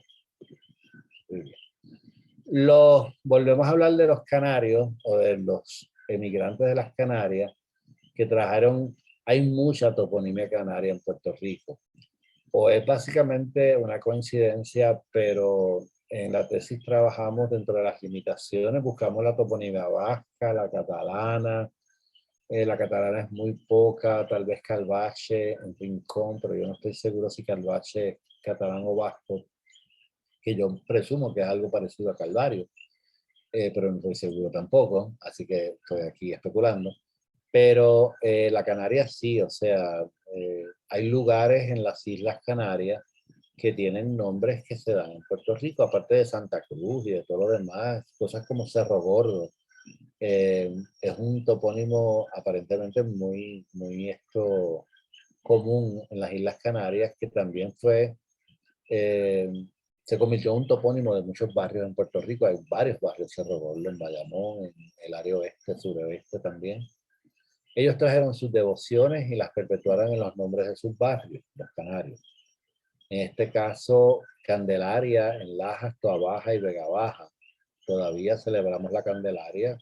En mi barrio se celebra, se juntan todos los árboles de Navidad de los vecinos y se le pega fuego. Y si usted no ha visto jamás cómo se prende un árbol de Navidad, por favor no lo intente en su casa, porque algo tienen los árboles de Navidad secos que son sumamente flamables, o sea, sumamente. Como que uno de mis perros se fue corriendo y se metió debajo de la casita de madera de abajo y no salió hasta el otro día. O sea, es como un lanzallamas. Así que tenga cuidado con los árboles de Navidad. No lo haga en su casa solo. Y básicamente se ha vinculado las Canarias, la Candelaria, con las Islas Canarias, cuya patrona es la Virgen de la Candelaria. Lo que yo no sé es qué elemento de sincretismo puede haber entre la cultura aborígene indígena de las Canarias y la Candelaria. ¿Okay? Porque era una cultura, los guanches era una cultura fuerte que resistió la influencia portuguesa y española, y tal vez, como en tantos casos, la Candelaria hay un elemento de sincrético. ¿Qué quiere decir? Es como en Haití, la mayor parte de las personas que practican el vudú son sumamente católicas, y ellos básicamente establecen, ellos celebran su fe a través, su fe no católica, a través de los ritos católicos, ¿okay? Como es en Loíza Aldea y Santiago y San Patricio, etcétera, etcétera. La fiesta de Santiago era porque era el día que el santo patrón aquí mi ayudante de cuatro patas, era el santo patrón ¿tú quieres salir en el coloqueo? ¿Él quiere salir en el coloqueo? No. La fiesta de Santiago, Santiago es el santo patrón del ejército español, y ese día no se trabajaba, así que los esclavos africanos podían tocar sus tambores y tenían el día libre, y obviamente ellos hacían una ceremonia sincrética a sus propias deidades ese día, y todo el mundo se creía que la estaban haciendo para Santiago. Historia larga que puedan contar mejor otros historiadores y antropólogos, pero sincretismo de la Candelaria me interesa mucho. Algo sucedió con el barrio Esperanza de Arecibo, cuyos orígenes se remontan a la antigua aldea llamada Esperanza, que también fue es fundada por emigrantes de las Islas Canarias, así que tenemos Canarias por todos lados. Hay otros nombres, como ustedes ven, Arrozal, que tiene que ver con la toponimia de flora y fauna. Carrera, para que tengan una idea, una carrera es el espacio entre dos montañas por la que transcurre un río, etcétera, etcétera. Y obviamente tenemos nuestros hatos, nuestros antropónimos, nuestros hidrónimos. Sabana Hoyo es básicamente una descripción topográfica, pero también fue un hato, etcétera. Garrochales es una descripción del paisaje sembrado. Factor es muy importante. Factor era un oficial muy importante en los tiempos de España, que era una especie de contable.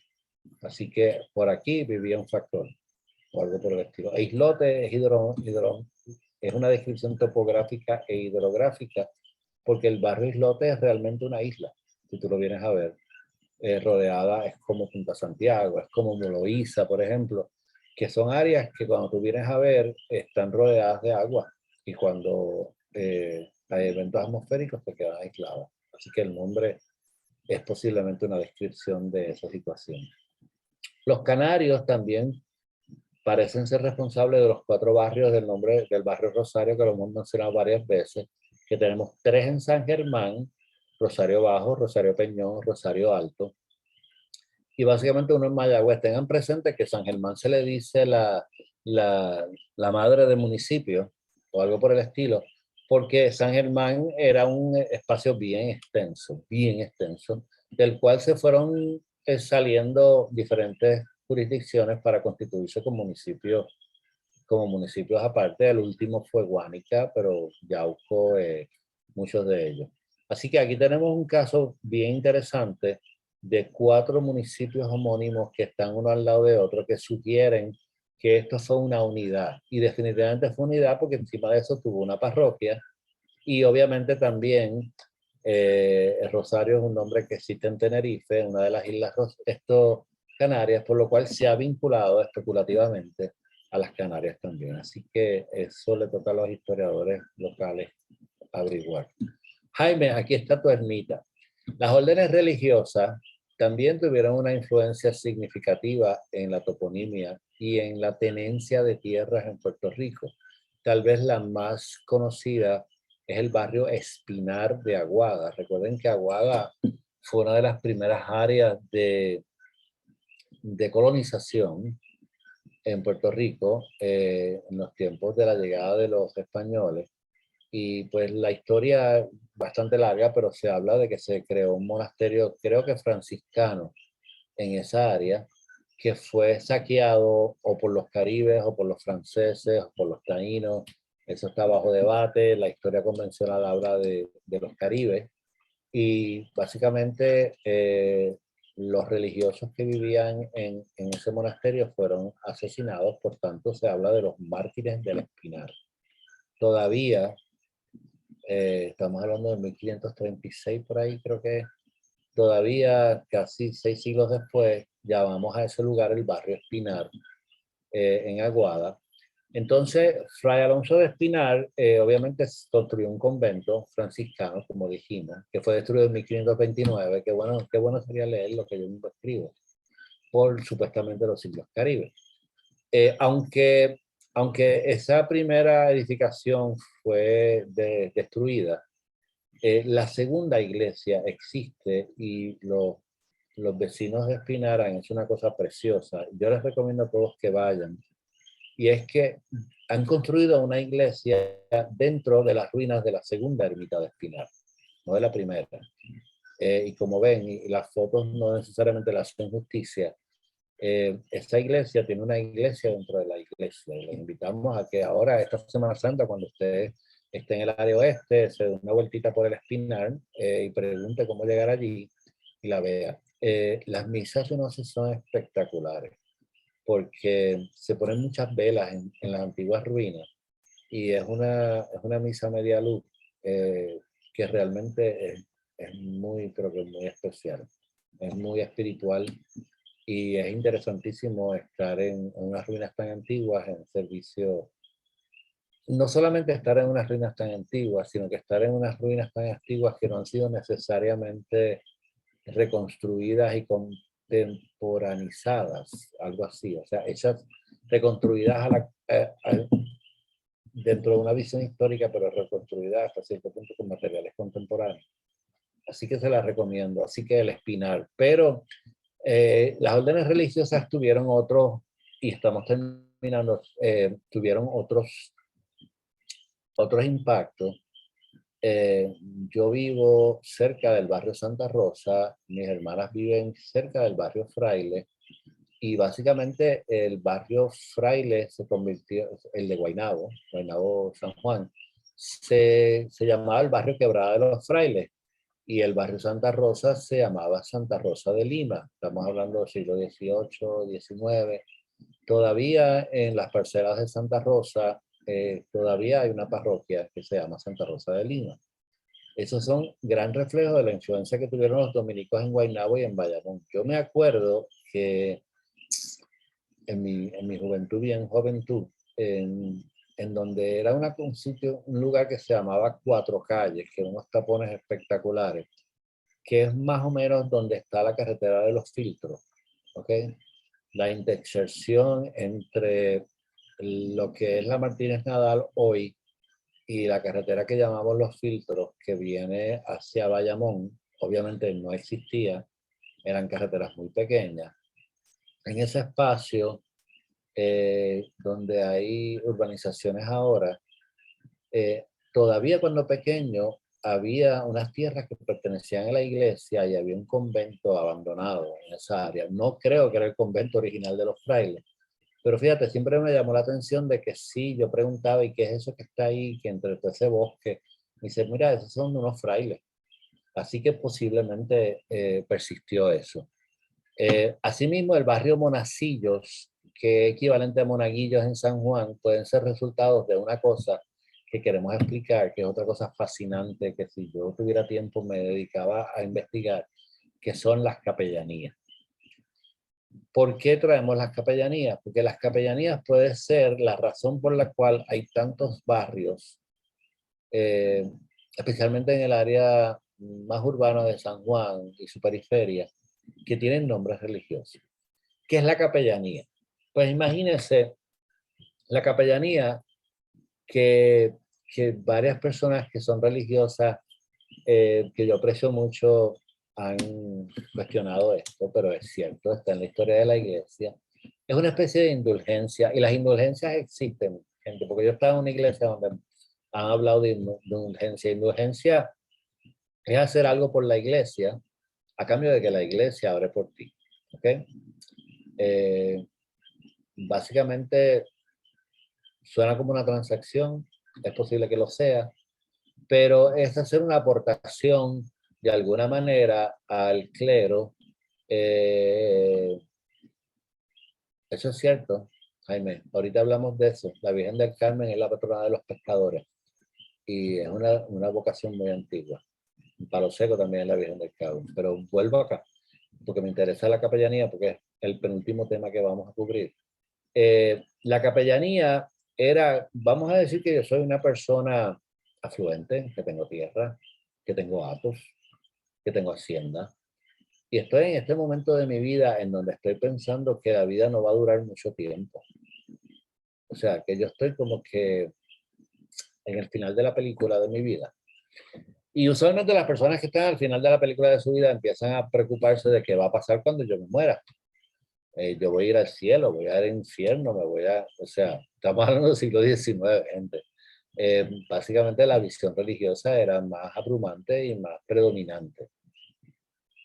Y esto se dice que ha habido muchas capellanías a través de la historia, desde Miguel Enríquez hacia abajo, principios del siglo XIX. Pues mira, yo básicamente hago un acuerdo con una orden religiosa y yo le doy algo a esa orden religiosa a cambio de que oren perpetuamente por mi alma. ¿Ok? ¿Por qué tienen que orar perpetuamente por mi alma? Bueno, porque según la doctrina católica más antigua, uno cuando se muere no va al cielo, uno va al purgatorio. aunque sea el santo más grande, uno tiene que ir al purgatorio. Y según esa doctrina antigua, la única forma que tú sales del purgatorio es por la oración. ¿Ok? Por eso es que aún en las letanías de los funerales, de los velorios, hay una, hay una letanía que dice, me la estoy parafraseando, que, que básicamente que si esta oración no es necesaria, que se la den a otra alma que la necesita. No, no estoy diciéndolo como es, pero ese no es la letra, pero es la música. Y cuando yo oigo eso, yo digo, Dios mío, esto es como las capellanías. O sea, que no se pierda la oración si esta alma ya básicamente trascendió el purgatorio y está en el cielo. Así que una persona legaba o el producto de sus tierras a una parroquia o legaba la tierra a su muerte.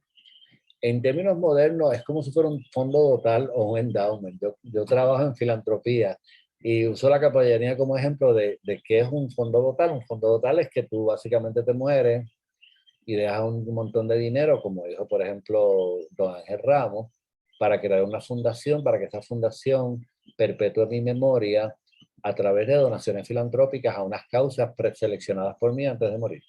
¿Okay?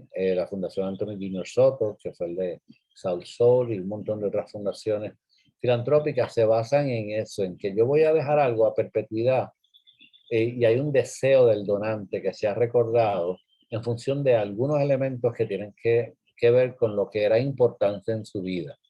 Eso lo traspasamos al siglo XIX y verás que hay un montón de barrios como monacillos, como frailes, con todo lo demás, que nosotros especulamos que son capellanías.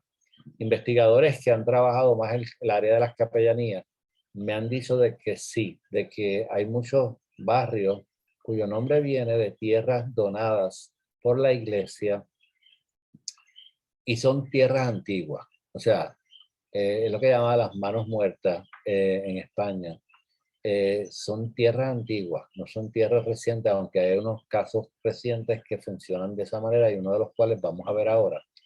Es muy interesante porque hace lógica. O sea, yo voy a dar un endowment de oración, un fondo total de oración, un fideicomiso de oración, para que perpetuamente alguien todas las mañanas se levante y ore por mi alma para ayudarla a salir del purgatorio. A cambio de eso, yo te voy a dar la tierra o te voy a dar el producto, porque habían capellanías que era solamente lo que producía ese hato. Pero eventualmente el hato pasó a las órdenes religiosas. Por eso es que en el siglo XIX hay una situación muy importante, que yo no voy a entrar en detalle, que se llama la desamortización, que se da en América, pero se da especialmente en España, en donde la corona empieza a tomar las tierras de la iglesia que no estaban siendo productivas. Acuérdate que viene una monarquía, bueno, acuérdate no, viene una monarquía borbónica que es francesa, que es un poquito más capitalista o precapitalista o mercantilista, o sea, en otras palabras, que cree que hay que sacarle producto a las colonias y a las tierras. Y se da un proceso en donde muchas tierras pasan de la iglesia al Estado y muchas tierras son distribuidas entre labradores para que las produzcan, porque antes estaban en las manos muertas de la iglesia, que simplemente tenía las tierras y no las utilizaba. Pero todo ese asunto de la tenencia de tierra es tan interesante. De nuevo, Pancho Moscoso es una de las personas que más ha trabajado, investigadores españoles han trabajado en Puerto Rico. El nombre, no se me olvidó el apellido, pero el nombre es Almuneda, el libro está por ahí. Es interesantísimo el trabajo que ella hizo, parece que fue su tesis doctoral. Pero las capellanías es un asunto fascinante que merece más estudio en Puerto Rico en términos de cuál fue la influencia de la fe y de la necesidad de que las personas se sintieran seguras de que iban a orar por su alma una vez murieran, en el intercambio de titularidad de tierras en Puerto Rico a manos de la iglesia. Y cómo eso se ha manifestado, cómo eso sería casi invisible si no fuera por los nombres de los barrios Monacillo, los barrios Santa Rosa, los barrios frailes, que hay un montón de barrios frailes, inclusive uno de los más importantes, pero te lo voy a decir ahora.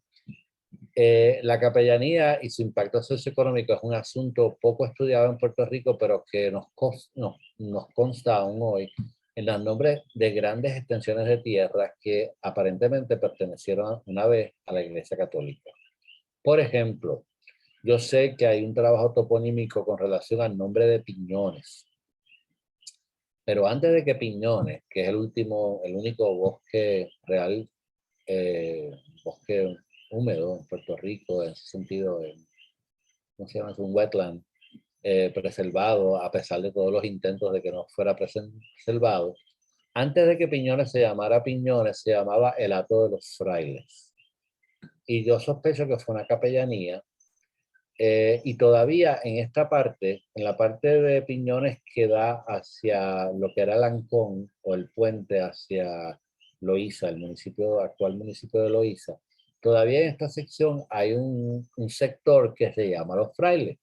Es igual que en Patilla hay un sector que se llama, Dios mío, ¿cómo se llama este hombre? Cofresí, que se especula, se dice que más o menos por esa área fue que apresaron al Cofresí. Yo no sé, eso habría que investigarlo más. Pero en los sectores nuevamente se preservan los nombres a veces más antiguos de las localidades y definitivamente el Hato de los Frailes tiene que haber sido una extensión sumamente interesante. Puede haber sido una extensión que en aquel momento tenía mucho menos valor del que tenía ahora porque era un manglar y la gente no le gustaba los manglares, pero un área de producción que posiblemente benefició por siglos a la iglesia hasta que la iglesia pues, decidió venderlo para crear. Así que los frailes están ahí. La capellanía, yo considero la capellanía más moderna en Puerto Rico, fue la que hizo don Pablo Barri, que yo sé, don Pablo Barri Capetillo vuelve de nuevo como Barri, que fue el gran cacique puertorriqueño del siglo XIX, presidente del Partido Español sin condiciones. Para mí, según lo verán en los YouTube de los coloqueos del caciquismo y del autonomismo, para mí fue la primera persona que logró una autonomía de facto en Puerto Rico, porque don Pablo mandaba aquí más que los españoles y hasta cierto punto los liberales y los autonomistas querían tener eso mismo, pero de jure, con la autonomía del 98. Pero eso lo pueden ver en YouTube, está todo ahí. Cuando don Pablo muere, no sé si fue don Pablo o su hijo, que también se llama Pablo Barri, el segundo apellido era un apellido bastante complicado, vasco también. Él dona gran parte de la estancia San José en Martín Peña, él era dueño de prácticamente gran parte de Santurce, a las monjas de Sagrado Corazón que vienen de Francia. Él solventa el edificio principal. Sí, fue él porque Sagrado se funda en 1880 y él muere, si no me equivoco, en el 94. Él financia el edificio antiguo de la Universidad del Sagrado Corazón al estilo francés. Obviamente las hermanas venían de Francia. Y básicamente dona esta gran finca que los planos existen en el área de Martín Peña a las monjas del Sagrado Corazón para que crearan lo que fue originalmente el Colegio de las Madres y después fue la universidad, el Colegio Universitario del Sagrado Corazón y después la Universidad del Sagrado Corazón. Que conste que según tenemos entendido, la donación inicial de tierra fue mucho, pero que mucho más grande que los actuales predios de la Universidad del Sagrado Corazón. Recuerde que la iglesia era solventada por el Estado hasta la llegada de los estadounidenses con la política de división de iglesia y Estado. Muchas de las iglesias se quedaron sin recursos económicos para subsistir. Algunas de las órdenes religiosas se marcharon, otras se quedaron, y yo me imagino que las monjas del Sagrado Corazón decidieron vender parte de la finca que les había legado don Pablo Barri para sobrevivir. Una nota importante es, eso es una de las razones por las cuales en Puerto Rico hay una gran escasez de altares originales del siglo XIX. Creo que Cuamo es una de las grandes excepciones, porque muchas órdenes se fueron y se llevaron hasta los altares, y otros altares se rompieron, y otros altares no se les dio mantenimiento, pero a diferencia tú vas a México y otros sitios y tú ves los altares originales. El altar de San José lo regaló el rey de España, el padre del actual rey, porque era una de las piezas que le faltaba a la catedral, a la iglesia de San José, había perdido su altar original. Así que yo una vez le pregunté a las monjas del Sagrado Corazón si ellas todavía rezaban por el alma de Pablo Ubarri, y la respuesta no fue concluyente. Mi interpretación es que sí, que todavía rezan. La mejor foto, reproducción de don Pablo Ubarri está en el pasillo de ese edificio. Gran parte de ese edificio era el área donde vivían las monjas, en la zona de no clausura, pero la residencia de las hermanas. Yo creo que en Sagrado Corazón se tiene una gran veneración a don Pablo Ubarri, que yo creo que es merecida, porque el hombre creó lo que es la Universidad del Sagrado Corazón. Y no me extrañaría que las monjas todavía en la capilla recen por el alma de don Pablo Ubarri y sus descendientes, para que sus almas no se queden en el purgatorio y trasciendan al cielo. Por último, y esto es un tono jocoso, la toponimia religiosa también se convirtió a través de los años en una forma de depurar nombres antiguos que no eran necesariamente muy agradables. Gran parte de los cambios de nombres de barrios en Puerto Rico han sido para coger un nombre de barrio y ponerle un nombre religioso. Ese fue el caso del barrio San Antonio de Caguas, que se llama Jaguas Quebrada Puerco. No creo que nadie quería vivir en un barrio que se llamaba Quebrada Puerco. Y Atopuerco, por ejemplo, en Carolina, o es Campo Rico, y le pusieron el nombre a San Antonio. El barrio San Salvador, que era supuestamente parte del Hato de Gregorio de Culebra, pero eso ahora Lucet está trabajando en interpretación nueva, pues le cambiaron el nombre, creo que fueron los redentoristas, al barrio San Salvador ya en el siglo XX, que es el barrio actual. Y es bien cómico porque todos los que hemos leído El Quijote, sabemos que el Quijote utilizaba esa palabra que está ahí, que se llama bellaca, en una acepción totalmente diferente a la que usamos hoy en día. Él le decía bellacos, malandrines, follones, etc. Y obviamente, pues posiblemente el nombre del barrio tenía que ver con la quebrada, y el nombre de la quebrada tenía que ver, como en el caso del área sur, con descalabrado, y nombres así, que eran nombres que describían eh, las características de esas quebradas. Si conocemos a Quebradillas, sabemos que Quebradillas tiene una bajada fuerte de esta meseta de calzo que empieza en Oaxaca y no termina hasta Aguadilla, si no me equivoco. Por eso es que los ríos son subterráneos en esa área. Pues posiblemente la quebrada Bellaca bajaba y bajaba bien fuerte. Y obviamente pues con el tiempo le pusieron San José, porque nadie quiere decir que vivía en el barrio Bellaca, especialmente en los tiempos modernos.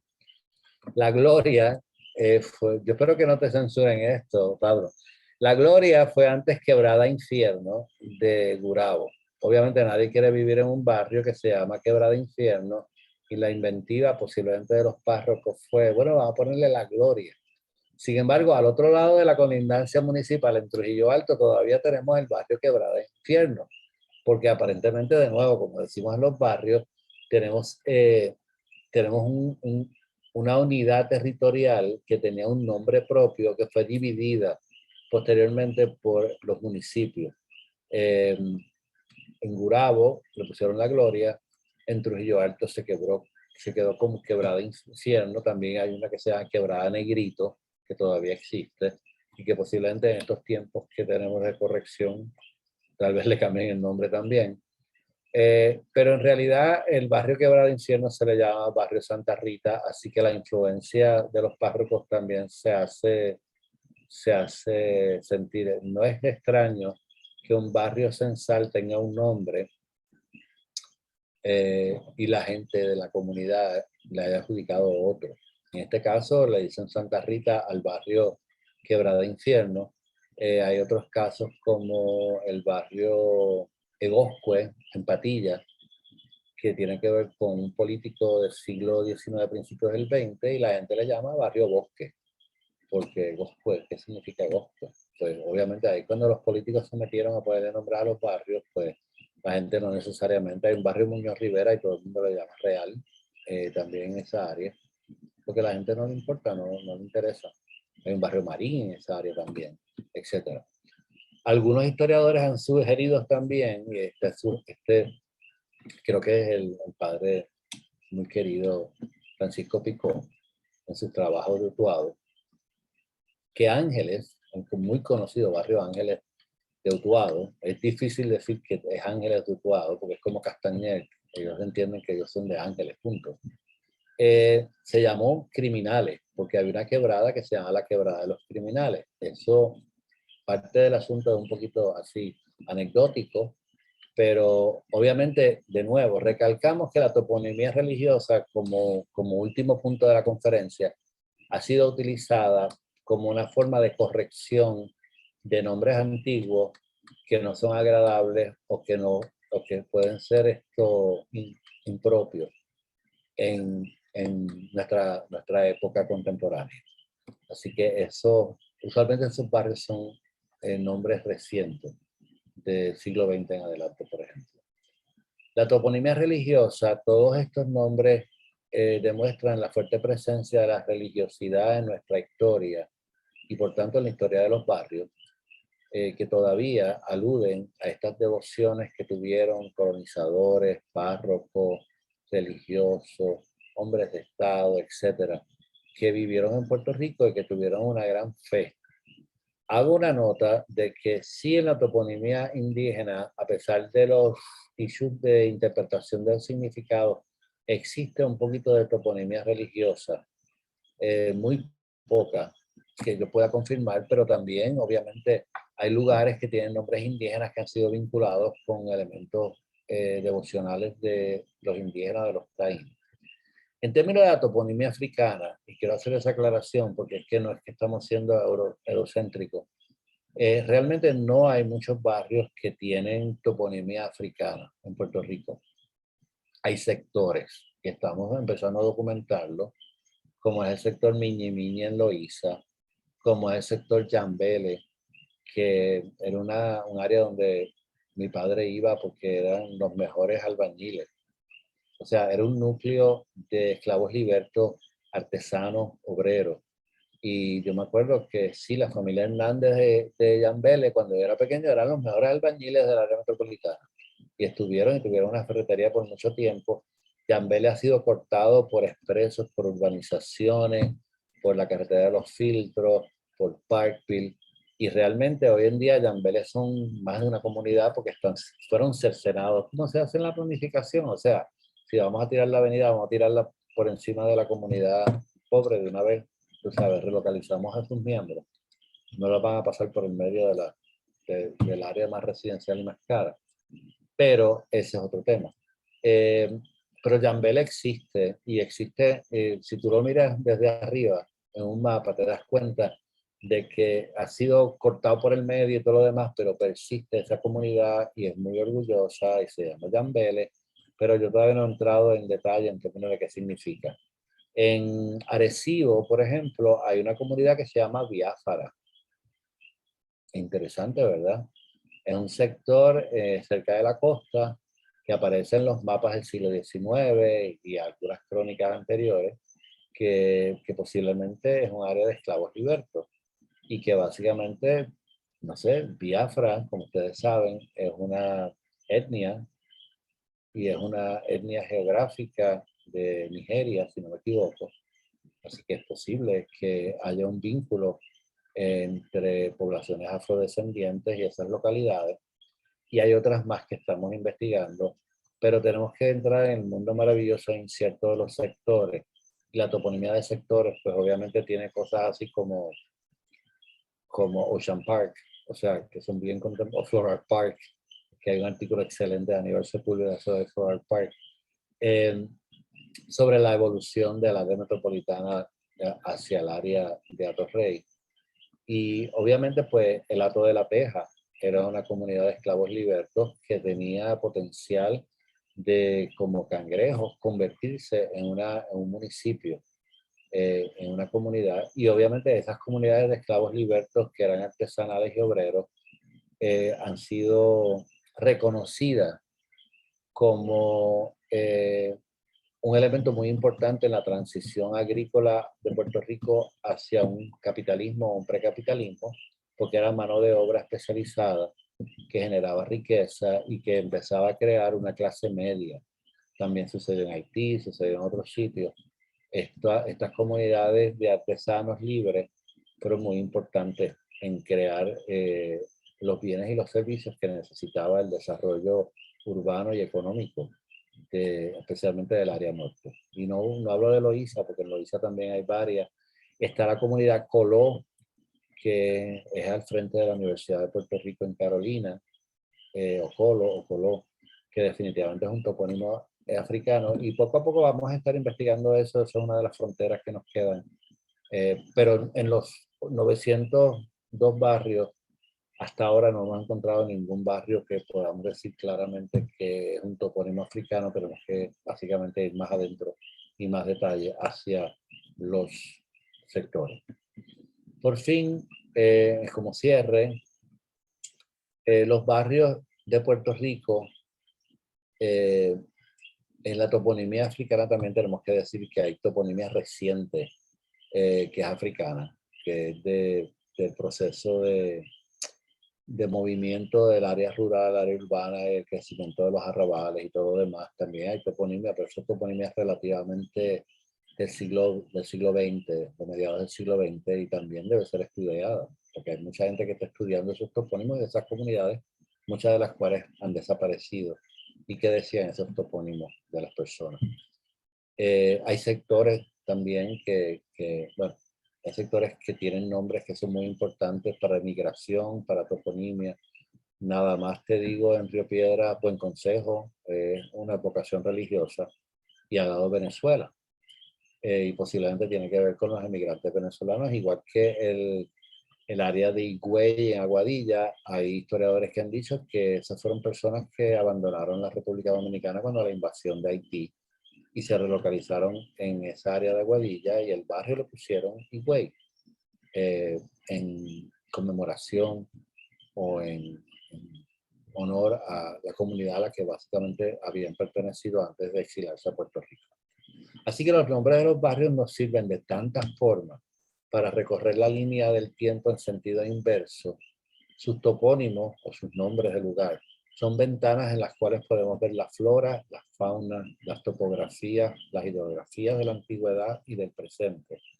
Reconocemos los rastros a través de ellos de viejos hatos, y vamos a hacer lo de los hatos, cotos, haciendas, ingenios menos, pero por lo menos cotos, hatos y algunas haciendas. Captamos los patrones de colonización, cómo se movió la población, cómo no se movió, especialmente en la costa este, especialmente en la cordillera, los corzos, etc. Los patrones de explotación de la tierra, cuando bregamos con la flora y vemos que hay barrios que tienen nombres de árboles, plantas que no se cultivan hoy en día en Puerto Rico y que se cultivaron en esa época a través de los nombres, como por ejemplo yo siempre uso cacao, que se sembró antes que llegara el café.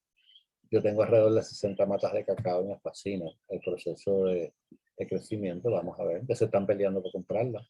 El fruto, no la flor. También nos sirve para reafirmar herencias y persistencias indígenas, y ese es nuestro coloquio de junio, que va a ser interesante, sobre la toponimia indígena, que es la predominante en Puerto Rico, para exhumar los nombres y las señas de remotos colonizadores que todavía designan los espacios en donde se establecieron hace 3, 4 siglos, 5 siglos, para develar cómo hablaban, que es otra cosa muy importante, es el español medieval en los nombres de nuestros barrios, como puede ser el barrio Abra Honda y el barrio Abra, que son palabras que ya no se usan, pero que eran medievales, y hay otras más. Los costumbres, sus imperativos, que era lo que les importaba, y sobre todo en la noche de hoy sus devociones. Los convidamos a que sigamos redescubriendo este cimiento omnipresente en nuestra historia, y que revaloremos no solamente los barrios, sino sus nombres, como una pista para reconstruir una historia rural poco documentada, pero no por eso tan importante e interesante. Recordamos que el libro está disponible en la Fundación Puertorriqueña de las Humanidades, 721-2087, sin costo, pero háganle un donativo a la fundación porque obviamente todas estas cosas cuestan. Y yo creo que acabamos. Gracias. Rafael, no, todavía hay preguntas y tenemos 15 minutos. No, acabé antes de las 9, el guardia no estaba por ahí dando vueltas. No, está tranquilo. De hecho, hay otro ahí. Mira, hicieron una pregunta, ya tú la habías contestado en otro coloquio, pero fue otra persona. Y es que están preguntando por el barrio Venezuela en San Juan. Sí, el barrio Venezuela puede ser una comunidad, o sea, en Puerto Rico, doña Raquel Rosario, que me enteré que anda por Marruecos, qué envidia.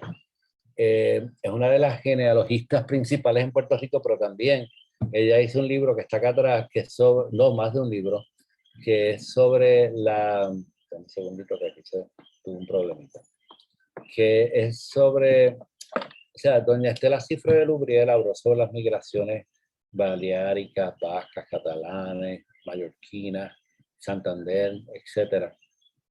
Pero Raquel trabajó la otra parte que no se había trabajado, que era los venezolanos que vinieron a Puerto Rico cuando la victoria de Simón Bolívar. Y fueron muchos venezolanos, ella documentó los apellidos, los nombres, y usualmente eran leales a la corona. Y por eso tuvieron tanta importancia en el gobierno de Miguel de la Torre. Suponemos, pero no es especulativo, no puedo decir con la certeza que puedo hablar del Higüey en Aguadilla, que posiblemente Venezuela tenga que ver con un asentamiento de tierras concedidas a venezolanos emigrantes en Río Piedras. Pero, de nuevo, los historiadores de Río Piedras, y Marcial Ocasio es uno de ellos, pueden abordar más sobre eso. Muy bien, entonces ahora me están escribiendo si puedes comentar algo sobre el barrio Mambiche en Humacao. Y más abajo escribieron Shanghái en Santurce. El bambiche, si no me equivoco, es un insecto. Un Eh, sector. un insecto, pero yo puedo contestar eso después porque no levanté la tesis, que es donde yo básicamente, mientras ustedes preguntan, yo me acuerdo, hacíamos radio hace Sí. mucho, preguntaba y yo, sigue hablando, sin filosofía, sigue hablando en lo que yo averiguo esto, porque no las tenemos, pero entiendo que Mambiche tiene que ver con un insecto. Barrio Shanghái, Vietnam, todo lo demás, no son barrios, son barriadas. Y son barriadas que llaman los cinturones de pobreza del área metropolitana que se crearon en la década del 40 cuando las personas abandonaron los campos a buscar fortuna con la industrialización de Puerto Rico. Y es bien interesante porque los nombres que le pusieron muchas veces tenían que ver con eventos históricos de la década del 40, del 50, como puede ser Vietnam, como puede ser Shanghái, como puede ser Corea, como puede ser diferentes cosas. Ese es un área de investigación toponímica que es interesantísima, que es mucho más reciente, pero que es bien importante que se haga antes que los sobrevivientes de esas comunidades ya no puedan contar su historia. En el caso mío, las que yo investigo, no. Ya esa gente no puede contar su historia. Hay que buscarlo en los documentos. Wow, interesante. Nada, ahorita mencionaste los que son de origen africano, ¿verdad? Eso también podría ser otro programa en el futuro.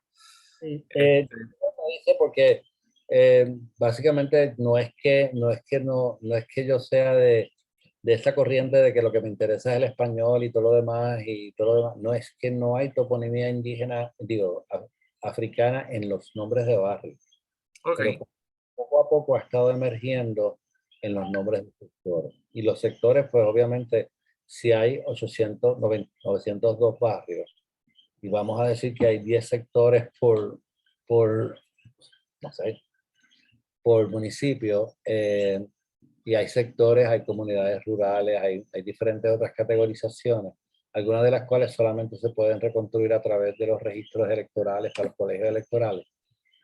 Pero lo haremos trabajando con eso. Es bien importante que podamos reconstruir eso y podamos reconstruir las comunidades a través de la toponimia, las comunidades de negros libertos, que es lo que estaba hablando de que fueron ejes económicos en el siglo XIX.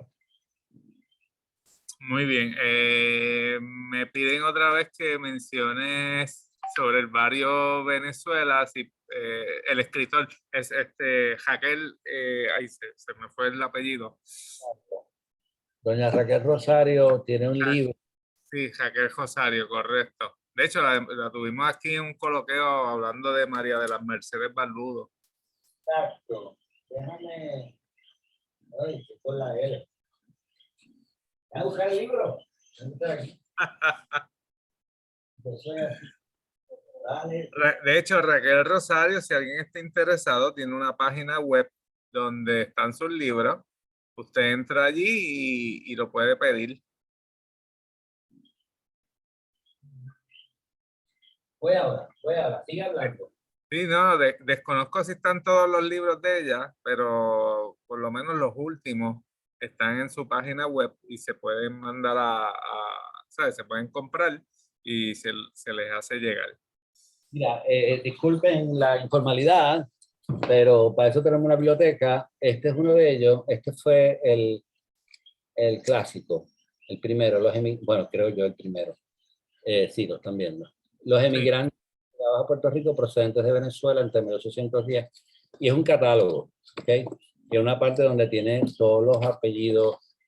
Ella es una gran especialista y entonces obviamente después publicó otros registros de emigrados que tienen que ver ya con la Real Cédula de Gracia de 1815.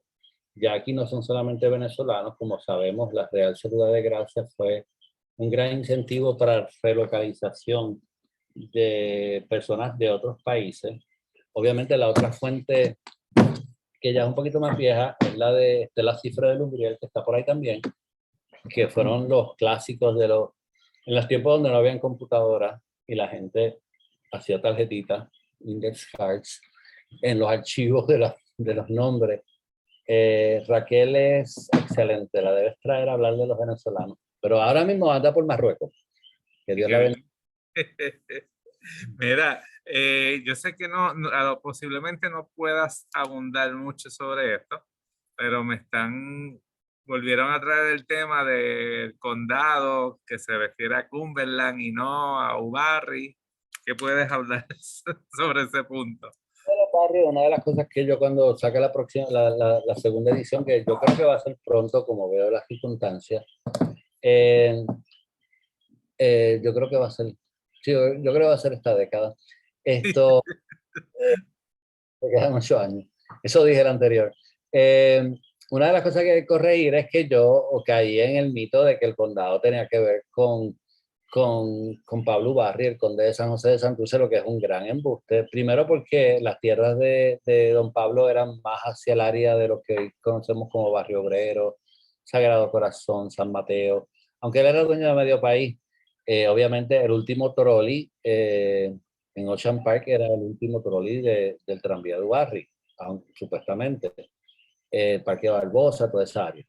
Ahora, realmente, y yo tengo unas grandes imágenes, hay un artículo en Lapicero Verde. Lapicero Verde es una publicación de una buena amiga que ahora está haciendo mucho trabajo para la Fundación Ángel Ramos. Me vino el nombre y se me olvidó. Pero lo teníamos aquí. Espérate. ¿Dónde está la presentación? No veas que la maté. Ok. En la presentación, al principio, yo puse unos visuales de Lapicero Verde. En Lapicero Verde hay una serie de artículos que tienen que ver con Atorrey, ¿ok? Y la era militar de Atorrey, pero tienen que ver con barrio. Y aquí está, este es el conde de Cumberland, Tatiana Pérez Rivera. Si lo busca, ahí hay más información y hay unos excelentes mapas que está el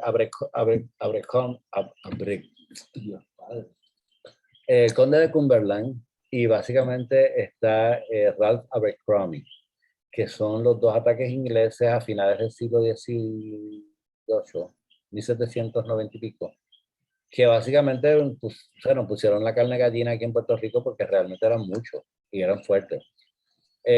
Así que lo que queremos decir es que ahí hay unos mapas en donde claramente tú ves que hay una gran cercanía, una gran proximidad en términos de dónde estaba ubicado el campamento de condado y lo que hoy llamamos como condado. No tiene nada que ver con el conde. En esos artículos se aborda eso, yo creo que están los mapas. El ataque de Cumberland era increíblemente grande, o sea, eran muchos barcos. Y estuvieron grandes. Ahí donde viene también el mito, la historia de los franceses que defendieron a San Juan desde el San Jerónimo y que izaron la bandera francesa en defensa. Acuérdate que Francia y Este fue en 1797. pero yo con las fechas Sí, no, pero es que estás confundiendo la Cumberland en 1598 y el ataque de 1797, que fue Abercrombie. pero chequense eso porque yo escribo las cosas y después se me olvidan. Pero yo sé que cuando yo las escribí sabía de lo que estaba hablando. Bueno, Rafael, ahora sí que nos tenemos que ir. Gracias nuevamente. Gracias a todos y volveremos con los coloqueos y como ya vemos y gracias a la insistencia de Pablo, cada vez son un poquito más cortos y básicamente mejores en términos de la presentación. Y podemos atender las preguntas. Como la que dijo John Lennon al final como que, and I hope we passed the audition. En otras palabras, espero que hayamos pasado la prueba. Pues nada, gracias Rafael y gracias a nuestro público. Mañana te dejo saber cuando tengamos el video posteado en YouTube. Y el 12 de mayo, anuncio político pagado, aunque básicamente compite contra el coloqueo, yo voy a estar en las presentaciones de la Fundación Felisa Rincón de Gautier con un tema que me apasiona, que tiene que ver con el 98. Lo pusimos el 12 de mayo porque el 12 de mayo fue el día del bombardeo de San Juan por la flota de Samson en 1898. Y es la historia de Pepe Cid, que algunos de ustedes la conocen, que es un vendedor de sombreros en el medio de la guerra hispanoamericana. Puede sonar trivial, pero lo que pasa es que don Rafael López, sé que es López, el editor de la correspondencia de Puerto Rico utiliza los anuncios de Pepe Cid, la publicidad de Pepe Cid, para transmitir mensajes codificados al resto del país sobre la situación en San Juan, que eran censurados de manera sistemática por el gobierno español porque había un estado de guerra declarado. Es una presentación sumamente amena, en algunos puntos es cómica por los anuncios de Pepe Cid, y también es una introspección interesantísima, no solamente a la guerra, sino a los orígenes de la publicidad en Puerto Rico, que es un área que no se ha trabajado y se darán cuenta que muchas similitudes hay entre la publicidad de 1898 y las cosas que oímos en la televisión y en la radio hoy en día. Así que aunque no es un coloquio, los invitamos el 12 de mayo a esa actividad. Gracias. Gracias, Pablo. Gracias, cuídate. Nos vemos. Nos vemos.